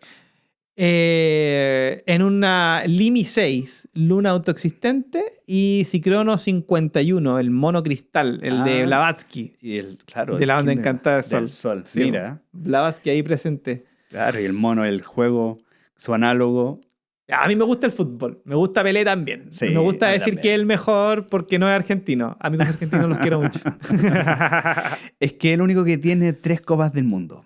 Es que bueno, si, objetivamente sí, pues si tú lo medís por órdenes de ganancia, sí, pues tiene es el único, no hay otro jugador No que hay tenga otro 3 jugador. copas del mundo. Pero yo creo que cuando a mí no me gustan esas comparaciones, ¿cachai? Yo soy más, en el fútbol soy más de la época. Yo creo que Cada época tiene su... Maradona era el mejor del mundo en su época, Messi es el mejor del mundo en esta época y Pelé era el mejor del mundo en esta época. Ahora si comparáis a los tres, si se compara por premio, gana Pelé. Pero no sé si es que Pelé fue más en los mundiales que Maradona o no. Siempre va a existir ese debate. Siempre va a existir ese debate. Intergeneracional. A mí, lo que yo, por lo menos yo, mira, Pelé murió hace poco, pero yo no lo vi jugar. Yo soy del 82. O sea, yo cuando nací ya estaba retirado, ¿cachai? Sí. Era la época de Maradona. Yo nací en la época del 86, tenía 4 años, me acuerdo haber visto el Mundial de México. Pero sí, siempre como buen guerrero, ese cuestionamiento de tratar de buscar lo que más se sabe de Pelé. ¿Cachai? ¿Qué es lo que más podéis ver? Clips, videos, algunas cosas. Y la opinión que yo encuentro como transversal sobre Pelé es que Pelé, a diferencia de Maradona y de Messi, que son las comparaciones más cercanas, era un jugador completo. Absolutamente completo. Era un tipo alto, cabezazo, pase, velocidad, Fuerte. definición, técnica, sutileza. Se ponía a los equipos en el ¿cómo se llama? Al hombro, y no solo con Brasil, sino que con el Santos, ¿cachai? Ganó Intercontinental, ganó Libertadores, ganó Copas del Mundo, o sea... Récord de goles. Récord de goles, o sea, ahora uno puede decir, siempre la comparación, no, pero es que en esa época todos los jugadores eran más malos, las pelotas eran más malas, los pastos eran peores y todo el tema, pero tampoco habían tarjetas rojas. Entonces tú veis... Lo molían, o sea, hoy día le pegáis, bueno, bueno, a Maradona también lo molían, nomás que ahí existían tarjetas rojas, pero los árbitros eran más condescendientes. Sí. Pero tú le pegáis una de esas patadas a Messi, bueno, lo quebráis, ¿cachai? En su último mundial de Pelé recién se inauguraron las tarjetas. Sí, po. En el 60 y... No, 70. En el 70. Sí, pues en el 70. Recién, y de hecho el primer expulsado en un mundial fue un chileno. Sí, no, sí, esa guay siempre ganamos. El primer expulsado en una final, un chileno, siempre... Que fue el Carlitos Caselli. Puta, no, si nosotros los chilenos tenemos esa cantidad de ¿cómo se llama? De hitos. De hitos como no agradables. Todos los países lo tienen. No, pero los chilenos son peores, man. Sí, siempre tenemos algo con esa cuestión. Como hay un chileno en todas partes que cuando gritan así como, ¿qué pasa? Y un karate chileno y contesta a alguien. Pero bueno. Pelé, pues metémonos en la vida de Pelé. ¿Qué te llamó la atención a ti de Pelé? Oye, es que yo a Pelé lo encuentro notable.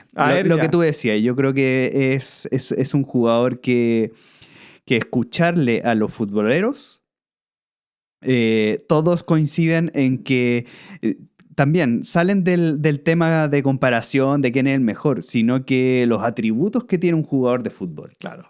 Y no tenía puntos bajos. No, po. O sea, no tenía debilidades. La única forma de cómo parar a Pelé era patadas. Sí, claro. Era bajarlo, porque el gallo era superior físicamente. De hecho, hay documentales donde aparece Pelé, o sea, aparecen documentales como bien antiguos, porque ¿Ya? justo cuando empezó a emerger Pelé, fue acompañado un poco de digamos, el jugador de fútbol como estrella. Antes no era tan, digamos, tan importante un futbolista en sí. De hecho, su padre era futbolista, sí, pero se lesionó muy temprano. Siempre estuvo ahí como me parece que estuvo en el Fluminense. Sí. Fluminense creo que pero ellos tenían una situación muy precaria. Por supuesto, no era ser futbolista como hoy día en el mundo. Claro, entonces después de Pelé, digamos, hubo... Atlético Mineiro. En Atlético Mineiro, ahí de Minas Gerais. Sí. En Belo Horizonte. Ronaldinho Gaucho jugó ahí. Sí, Don Niño era el papá. Ese. Humano rítmico. Humano rítmico, sí. Y aparecen unas grabaciones de Pelé entrenando y era pero un superdotado. O sea, un gallo que que tenía una condición física por cómo entrenaba, que Claro. era pero superior, pero de verdad era un gallo súper profesional. O sea, hay algo que le quedó grabado desde chiquitito, que fue un trauma social que vivió Brasil, Sí. que se llamó Maracanazo. el Maracanazo, ¿cierto? Que fue la final de la Copa del Mundo en el Mundial de Brasil en el año Claro. 50, Exactamente. donde creo que necesitaban un empate contra Uruguay para salir Claro, campeones. porque era por grupo, no es el formato de hoy Claro, día. no era una única final. El estadio estaba 100% de lleno de brasileros. Aquí lo tengo anotado, 200.000 personas, porque antiguamente no había esto de que estaban sentados, eran todos parados adentro, ¿no? Era una fiesta, o sea, Claro. no había forma de cómo Brasil iba a perder ese partido. Y bueno, se llama el Maracanazo porque terminan perdiendo ese partido. Uruguay lo gana, sale por segunda vez, creo, campeón. Sí, po. Y fue una derrota, pero que Brasil vivió. De Pelé recuerda haber visto a su padre, digamos, Llorar. sufrir, llorar. Y ahí es donde, de muy chiquitito, comienza a jugar al fútbol. Y se, digamos, se promete conseguir una Copa del Mundo, ¿no? Tiene como Sí, esa po. ilusión de poder jugar en un mundial y por eso parte muy temprano, ¿no? Es un personaje. Y pasa algo que yo creo que se te olvidó, pero A ver. que es que el día del Maracanazo, ¿Qué fue? que el 16 de julio fue Tormenta Cósmica, que es el mismo kin del año de nacimiento de Pelé. O sea, y también hay una sincronía en donde hay una misión planetaria, que en este caso sería para él la tormenta cósmica, Claro. y que en ese día de la tormenta cósmica pasa eso y él le dice al papá para calmarlo, no te preocupes, y yo te voy a traer, en esa época pensemos que Brasil no tiene Copa del Mundo. Claro. Entonces, yo te voy a traer la Copa del Mundo y empieza a seguir el camino de futbolista que en el fondo es seguir el camino del papá, ¿cachai? Y imagínate, la tormenta cósmica. Y él estaba transitando, disculpa, por el KIN 33, Caminante 7, en ese momento. Cuando vio al papá. Cuando vio al papá llorar y todo el tema. Ah, claro, en el año 50 estaba Sí, en el. Y loco, porque en la tormenta cósmica es de la onda encantada de la mano. Sí. O sea, los brasileños se sacaron la espina del 50, ya saliendo campeones en el 58. Sí. Pero no solo a eso, sino que después alcanzando un bicampeonato en el Mundial de Chile del Chile. 62. Y luego de donde termina ya la era Pelé, ya alcanzan en el año 70 su tercer Mundial, Sí. que ya es un tricampeonato, o sea, de perder esa final del 50 Sí, a después en el 70, 20 años después ya ser los mejores campeones del mundo y tener 3 copas, es algo pero ya que quedó como un ídolo total, ¿no? Y mira, para complementar lo último, Ujú. el Caminante 7 también es de la onda encantada de la mano. Po. El También es de la- tránsito que estaba también es de la onda encantada de la mano. Así que ahí había como un presagio de lo que se venía con Pelé. Sí. Puta, a mí lo que más me impresionó de Pelé es cómo el fútbol creció en torno a su figura. ¿Cachai? Claro, fue un embajador. Como embajador. Porque hay cosas que yo que sabía, yo he visto varios, como decía al principio, varias biografías de Pelé y todo el tema. Pero una de las cosas que a mí me impresionó en esta revisión que tuve que hacer para prepararme para este Cronomancia es que Brasil como que lo encerró en Brasil declarándolo tesoro nacional. Entonces estaba prohibida su venta al extranjero, aunque tenía ofertas del Real Madrid, de la Juventus, del Manchester United, que eran los equipos del minuto. Nunca pudo salir a jugar afuera. Después, cuando se retiró, terminó en Estados Unidos por un tema económico más que nada. Claro. Porque había hecho mala inversión y necesitaba generar Ya plata. se había retirado. Se había retirado, ¿cachai? Pero sí recorrió el mundo con el Santos. Entonces, eso para mí me causó mucha impresión, porque en el fondo pensemos en una época en donde el fútbol era europeo, independiente que los campeonatos mundiales habían sido en Uruguay en primera instancia, acá en Latinoamérica. Los europeos al principio no pescaban mucho este sistema de mundiales, no participaban 30 y tantos equipos como ahora, participaban unos pocos por invitaciones, muchos no venían, ¿te fijáis? Sí. Entonces se les baja como un poco el perfil a ese tipo de primeros mundiales.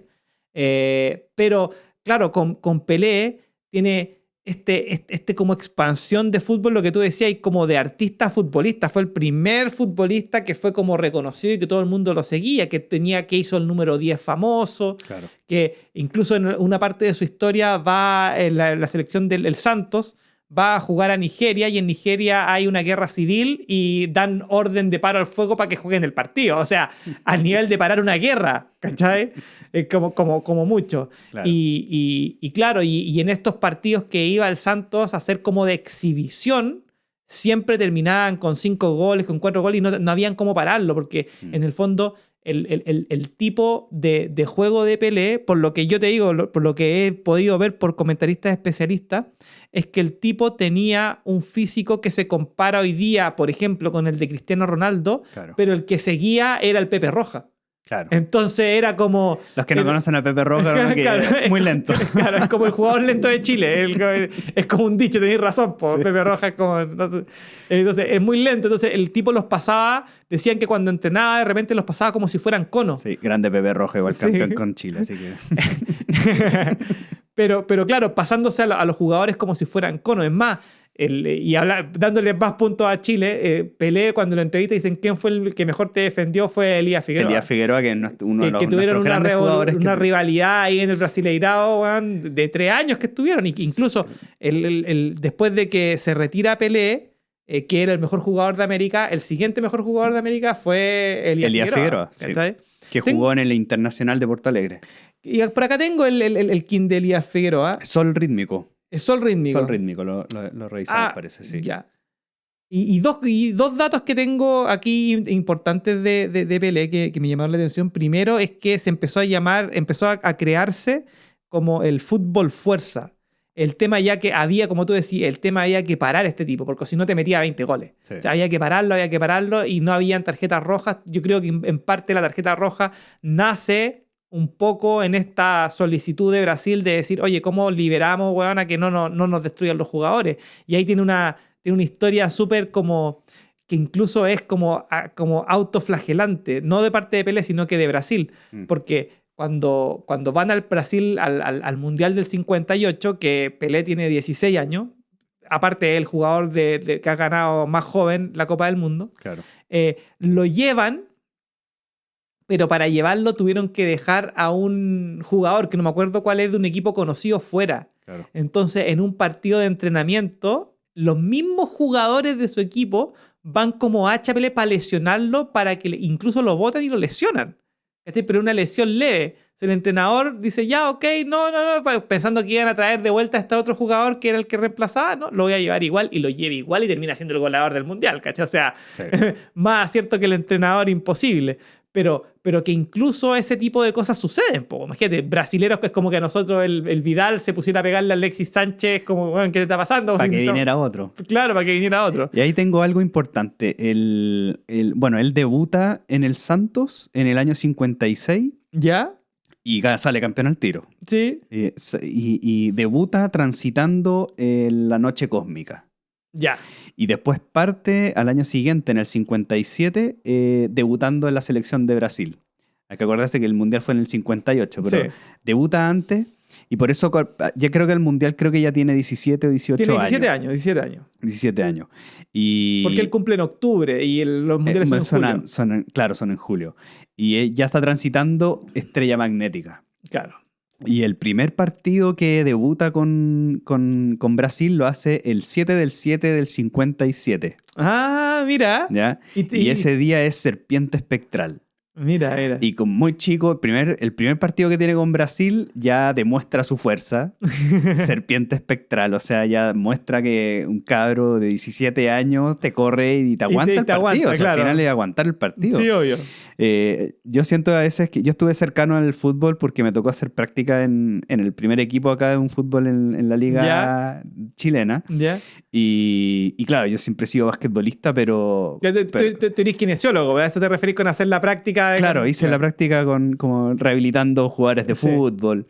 Y estar ahí te das cuenta de lo que es el fútbol a este nivel y de que cada patada puede ocasionarte que se acabó tu trayectoria. Eso es lo que le pasó al papá de Pelé, po. Y lo que fue, claro, y de cómo lo que te explican los jugadores es que cada patada no se te olvida. No, po. Es tan fuerte lo que se vive en el momento que los jugadores se acuerdan prácticamente de todos los detalles de cada partido que jugaron Es en impresionante. este nivel. A o mí, sea, a mí me impresiona que cuando, por ejemplo, a cualquier jugador de fútbol lo entrevistan y dicen, no, estábamos jugando el partido contra, voy a inventar, contra Alemania, entonces este gallo se va por allá, me mira, tira el centro y yo veo al tipo y digo, no, le voy a correr acá, con esa precisión así, se acuerdan de todo. pero de todo, weón. De ¿cachai? todo, pero es porque el momento también es tan único. Claro. Uno como espectador No, por eso lo dice. se ¿Y por olvida. qué no hiciste esto? ¿Por qué no? Jamás, jamás. Así, y sobre todo llegar a este nivel de un mundial, Claro. es, pero ya que es solamente una pura oportunidad que es única en la vida. O sea, te fue bien o te fue mal. Exacto. Y bueno, el gol más importante de Pelé, que él dice que es más importante, es el que hacen en ese primer mundial. Porque creo que no juega los primeros partidos. No, porque está lesionado. Porque, medio lesionado. No, porque le pega al jugador para que meter. Si por eso no juega. Y pasan la fase de grupo y le toca contra Gales. Que Gales tenía un muy buen jugador, pero parece que también no pudo jugar ese partido contra Brasil. Y termina haciendo un gol. Y ese gol él lo considera como el gol más importante porque le dio la confianza Claro. de ya meter un primer gol en un mundial. Y para seguir, digamos, metiendo goles, y de hecho después le mete 3 goles a Francia. Si no, termina siendo goleador. Termina siendo goleador de ese mundial y campeón. Pero lo interesante es que cuando mete ese gol contra Gales es un kin humano resonante, amarillo. Ya. Que es de la onda encantada. No. Del enlazador. Del enlazador, claro. Pero lo interesante es que cuando después ya avanza su carrera, ¿Ya? y empieza a llegar al gol 990 y tanto, Ya. y se acerca al gol 1000, ya es como una expectación Sí, del claro. gol 1000. Y cuando mete el gol número 1000, Que lo mete de penal, si no me equivoco. lo mete de penal contra, creo que en el Maracaná, parece que es en el Maracaná contra el Fluminense, creo. O creo que ese es el gol más bonito. Pero el gol 1000 ya es en el mismo kin del mismo gol del Mundial del 58. En mira. un día. Como para cerrar 1000 goles en un mismo kin. Y son los goles más trascendentales para sí. él. Claro, porque para Pelé. el primer gol del Mundial y el gol número 1000. El gol más importante y el primer jugador que llega al gol 1000. Claro. Genial. También tiene otro mejor gol que fue uno que le metió también en el Maracaná al Fluminense, donde la agarra desde el punto penal en su propio arco, se pasa a 7 jugadores y la termina metiendo, que es uno de los goles más icónicos que tiene Pelé. Que tiene Pelé y que a ese lo transforma, pero ya a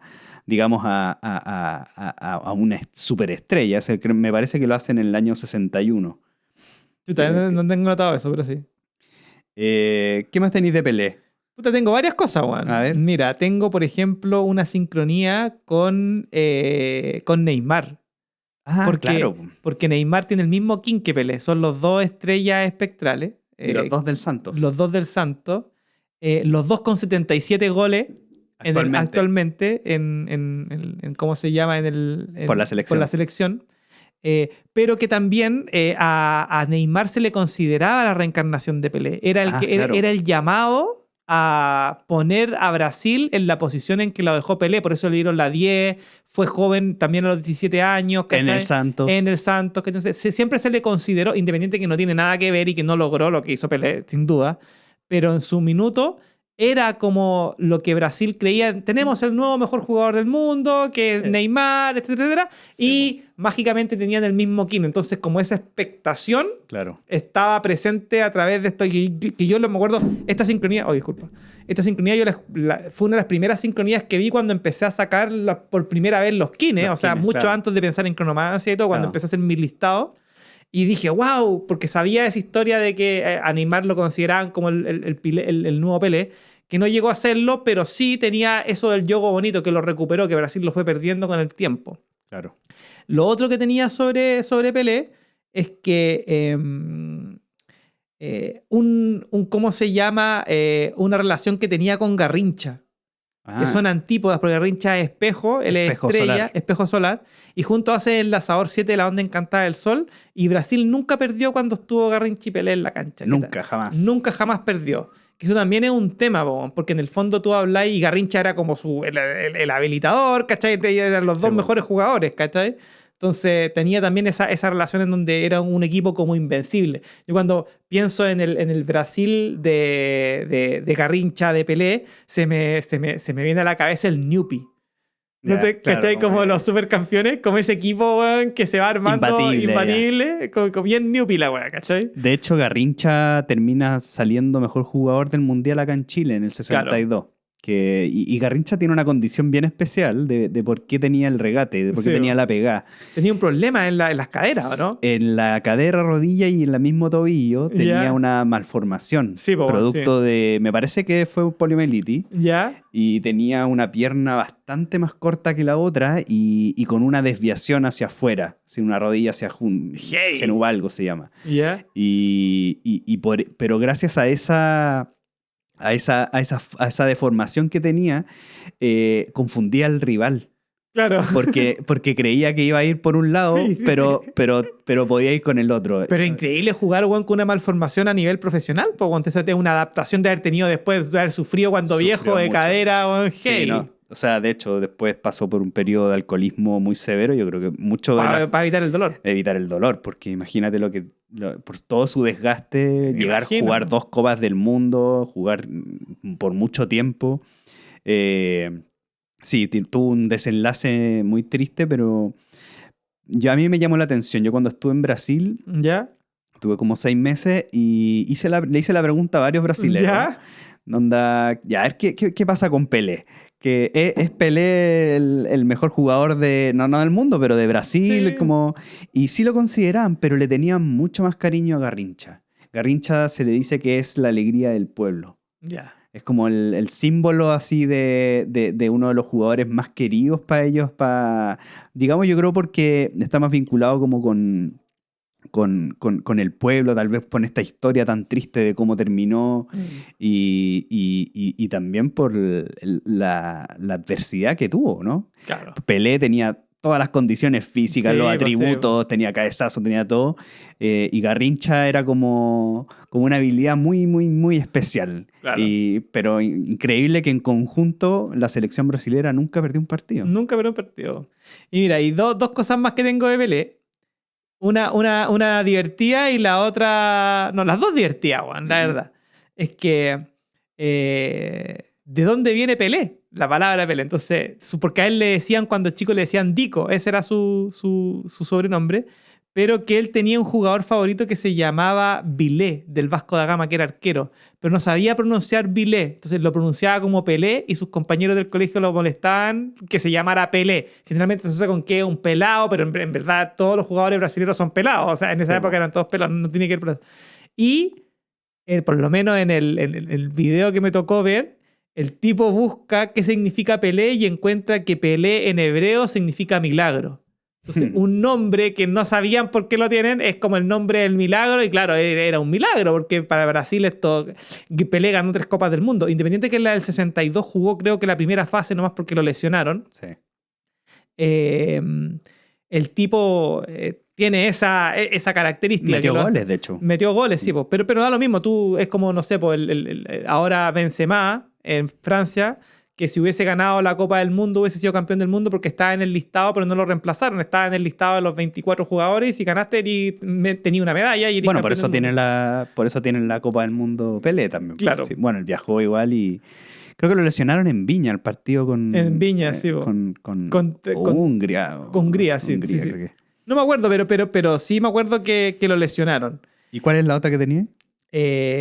Mira, hay un documental en Netflix, creo que, o ya, sí, me en parece haber HBO visto Max, uno que se llama Pelé. Sí. Pero no me acuerdo en nada de las plataformas, que me lo vi completito. No ahora, me lo vi hace un año cuando salió, porque Sí. estaba promocionado.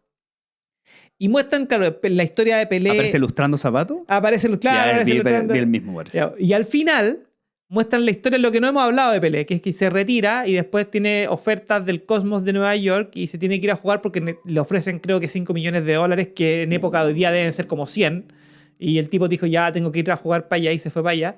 Y se va al primer partido y en Estados Unidos las canchas de fútbol no existen o no existían. Lo que se hacía en esa época era transformar las canchas de fútbol americano. Entonces, como la cancha de fútbol americano es más larga, ponían los arcos y pintaban encima, pero justo la cancha del New York Cosmos había llovido hace un par de días atrás y habían hecho unos partidos de fútbol americano, entonces el pasto estaba negro. Entonces hay que jugar, ¿cachai? Y tiene que jugar el primer partido de Pelé. Entonces los gringos, dentro de la ignorancia del fútbol, porque esto es lo divertido, ¿cachai? Pintan verde la cancha, le echan pintura verde. Ah, ya. Y sale Pelé a jugar, ¿cachai? Entonces sale a Pelé a jugar y juega ya, ok, ya mete un gol, no sé, da lo mismo. Y llega a los camerinos y se mira los pies y tiene los pies verdes y él pensaba que eran hongos. Y que se había agarrado un hongo. Y se pone a llorar y dice, pero si mis pies son muy fuertes, porque piensa en un tipo que está, el jugador futbolista más grande del mundo, está quebrado, lo llevan a jugar y se le mete un hongo al pie en su cabeza y se pone a llorar y se pone a gritar, no, mira mis zapatos, ¿cómo están? ¿Qué es lo que me hicieron? ¿Qué es lo que me hicieron? Y tuvo que llegar el organizador y le dijo, no, es pintura. Y el tipo, ya bueno, salgamos a jugar el segundo tiempo. Yo lo encontré tan inocente, weón, tan como... Mira, desde el punto de vista así como... Ni se lo imaginaba, yo creo. Es que lo que pasa es que los gringos son... Bueno, no voy a decir, weón, pero es que tienen unas soluciones, weón, Sí. de otro planeta, ¿cachai? Son soluciones como, no, el espectáculo, tenemos al mejor showman acá y la cuestión tiene que verse el pasto perfecto, pintemos el pasto. ¿A quién se le ocurre esa weá? Pintar el pasto, ¿cachai? y después un jugador que no se pasa por la cabeza la cuestión, piensa que tiene un hongo que no va a poder jugar nunca más y los pies son esa... Bueno, y de ahí entra al fútbol norteamericano y abre la puerta a todos los retirados como Cruyff, Beckenbauer, ¿cachai? Claro. Son todos los que vienen saliendo de Europa, que terminan en el fútbol de Estados Unidos, y hoy día Estados Unidos tiene fútbol solo porque Pelé hizo que la gente vaya a los estadios. De hecho, creo Esa que es la salió razón. campeón con el Cosmos en El su primer última año, sí. temporada. Ah, no, en la última En la temporada. última temporada, sí. Pero ahí tenía ¿cómo se llama? Un personaje que cambió el fútbol, Sí. cambió la historia del fútbol. Y hoy fue un día... embajador hasta sus últimos tiempos. O sea, siempre fue un ícono, siempre estuvo vinculado con el mundo del fútbol. Mira, acá tengo un listado Ujú. que lo copié, no sé si leerlo, quizás sí, porque es un poco largo, con todos los premios que le entregaron. Por ejemplo, mira, tiene Ciudadano del Mundo de la Organización de las Naciones Unidas en el 77, Embajador de la Ecología y Medio Ambiente de la ONU en el 92, Embajador de Educación, Ciencia, Cultura y Buenos Deseos en la UNESCO, Ministro Extraordinario de Deportes del Gobierno de Brasil entre el 94 y el 98, Caballero de Honor del Imperio Británico en el 97, Embajador del Deporte en el Foro Económico Mundial del 2006. En el 2004 la FIFA le encargó la elaboración de la lista de los 100 mejores futbolistas vivos, o sea, él hizo esa lista. Para la celebración del centenario. Le otorgaron un Balón de Oro Porque nunca se lo ganó. nunca se lo ganaron, honorífico, y entró al equipo de el Dream Team de Balones de Oro. Ah, sí, yo tengo una sincronía con esa, porque cuando hicieron ese Dream Team con los Balones de Oro fue el 2020. Sí, Y él está transitando la estrella cósmica. perfecto. O sea, El 208, que también ha salido harto en este capítulo. Sí. Y claro, el 2020, y muere, claro, en el 2022 en ¿cómo se llama? En una serpiente autoexistente. Y la suma es que Caminante del Cielo Lunar, de la donde encanta del humano. Del humano. Pero sí, la verdad, yo creo que Pelé, independiente de todo, creo que tuvo un montón de hijos también. Tuvo Sí. con más de 10, sin duda. Y creo que hizo el fútbol famoso. Yo creo que ese es como... Sobre todo el fútbol brasilero. O sea, Claro. Y no, yo creo que al fútbol transversal, porque en el fondo... el Yogo Bonito es de esa selección de Pelé. Pero es que mira, para mí hay dos cosas que para mí, como un personaje del planeta que nació el 82, vivo hasta el 2023 como ahora, con 40 años, para mí hay dos cosas del fútbol que son... Sí, dos cosas que yo creo que son irrefutables, que le han hecho bien al fútbol como hechos que hacen que el fútbol sea tan grande como lo es hoy día, como el deporte más importante del mundo, o más grande del mundo. Uno es el Jogo Bonito de Brasil. O sea, el Jogo Bonito hizo que el fútbol sea lindo y que no solo sea un tema de meter goles, sino que además sea un arte. O sea, Claro. eso es un punto. Y eso tiene mucho que ver con la selección del 58 de Brasil, con Pelé, Garrincha y todos los secos que hicieron ahí. Ahí también hay una historia que el entrenador junta puros centrocampistas y los separa para que puedan tocar, y ahí inventan el Jogo Bonito. Y lo segundo que lo mencioné como en historia, en broma, pero yo creo que es verdad, es los supercampeones. Porque en los supercampeones, que es el anime que nosotros vimos, Claro. los de 40, 35 años, cuando éramos chicos, en el fondo son monos japoneses, pero ¿qué es lo que quería Oliver Atom? Jugar en Brasil. Jugar en pues, Brasil. ¿Qué? ¿El entrenador de dónde era? Brasilero. Era brasilero, ¿cachai? Entonces, y ese... Roberto se llama, ¿no? se llama... Roberto, ¿no? Sí, Roberto, pero no me acuerdo el apellido. Mm. Bueno, ya me voy a acordar. Seguro algunos, hay algunos de nuestros auditores que saben arte y me ponen ahí, por ejemplo, otra vez la Carolina, una Carolina que la conozco acá de Rancagua, se me había olvidado el tema del rey de los loops y me puso, el rey de los loops es Daft Punk y ese era el que yo estaba buscando. Bueno, así que seguro alguien me va a decir El nombre Roberto de- Meriño, algo así. Ya. Roberto Meriño, algo así.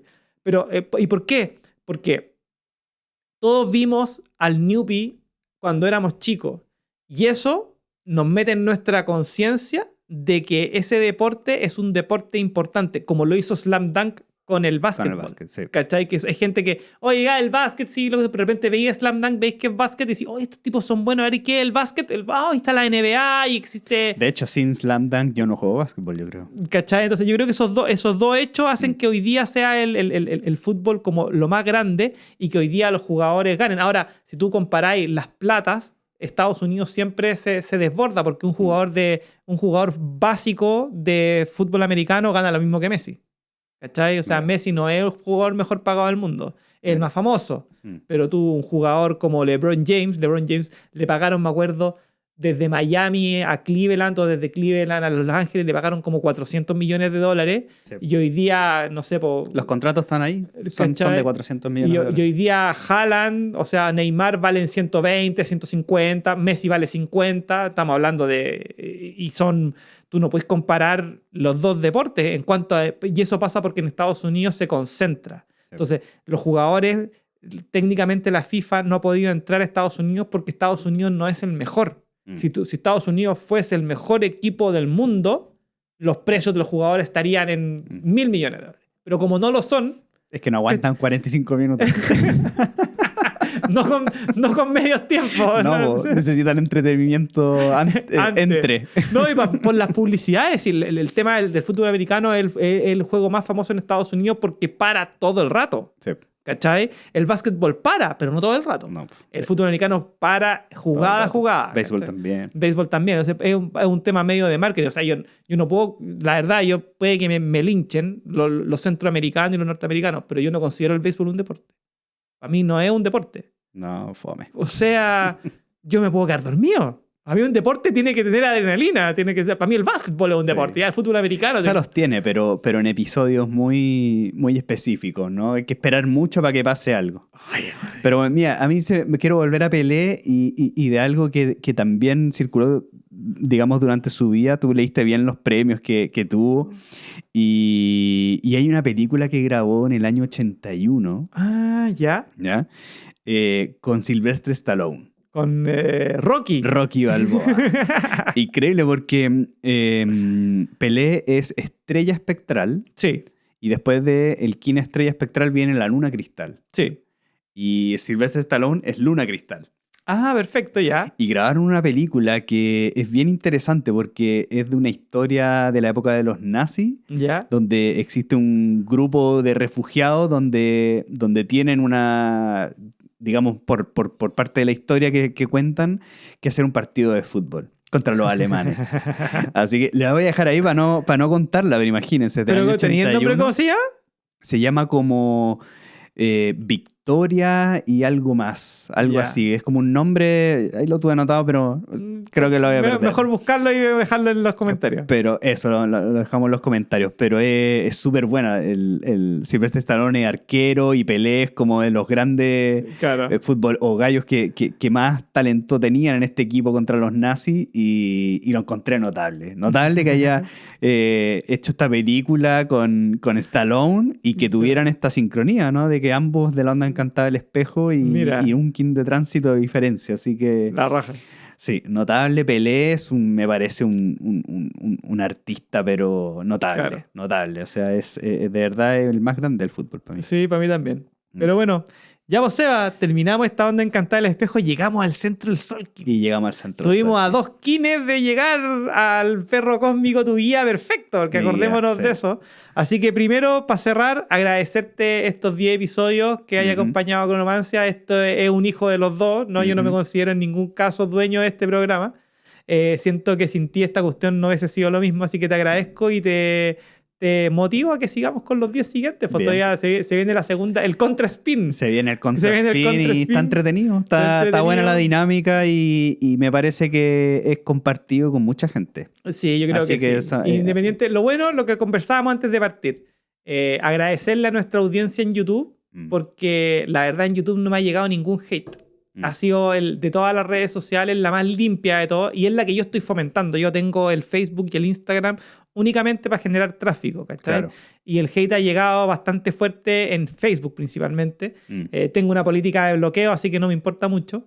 Pero sí agradecerle a todos los que ven los programas. Yo sé que no tenemos muchos plays, pero las estadísticas dicen que los plays son largos. O sea, todas las personas duran más de 30 o 40 minutos viendo nuestro programa, lo cual habla bien del contenido que estamos hablando. Y lo hemos ido perfeccionando y puliendo, ahora transformando. Y siento que está entretenido. Cada vez se nos hace más fácil, por lo menos a mí, estudiar y encontrar un formato que de verdad llegue a la gente y tener este espacio que creamos, ¿cachai? En conjunto, para que la gente pueda tener en buena calidad este acercamiento a la ley del tiempo, que es el tema que a nosotros nos apasiona. Así que te agradezco eso. Y nos se viene vemos. el mono y la semilla. Se viene el mono y la semilla. Todavía no revisamos quiénes van a ser los artistas, pero sin duda van a aparecer algunos buenos por ahí. Exacto. Ya, compadre, nos vemos en la próxima. In Nos la vemos. Catch. Chao, Saludos chao. a todos, recuerden del curso, recuerden de todo, y si llegaron a esta etapa es que ya los vieron, así que los recuerdo para que lo compartan. Así que Exacto. In la Catch, hasta el próximo capítulo.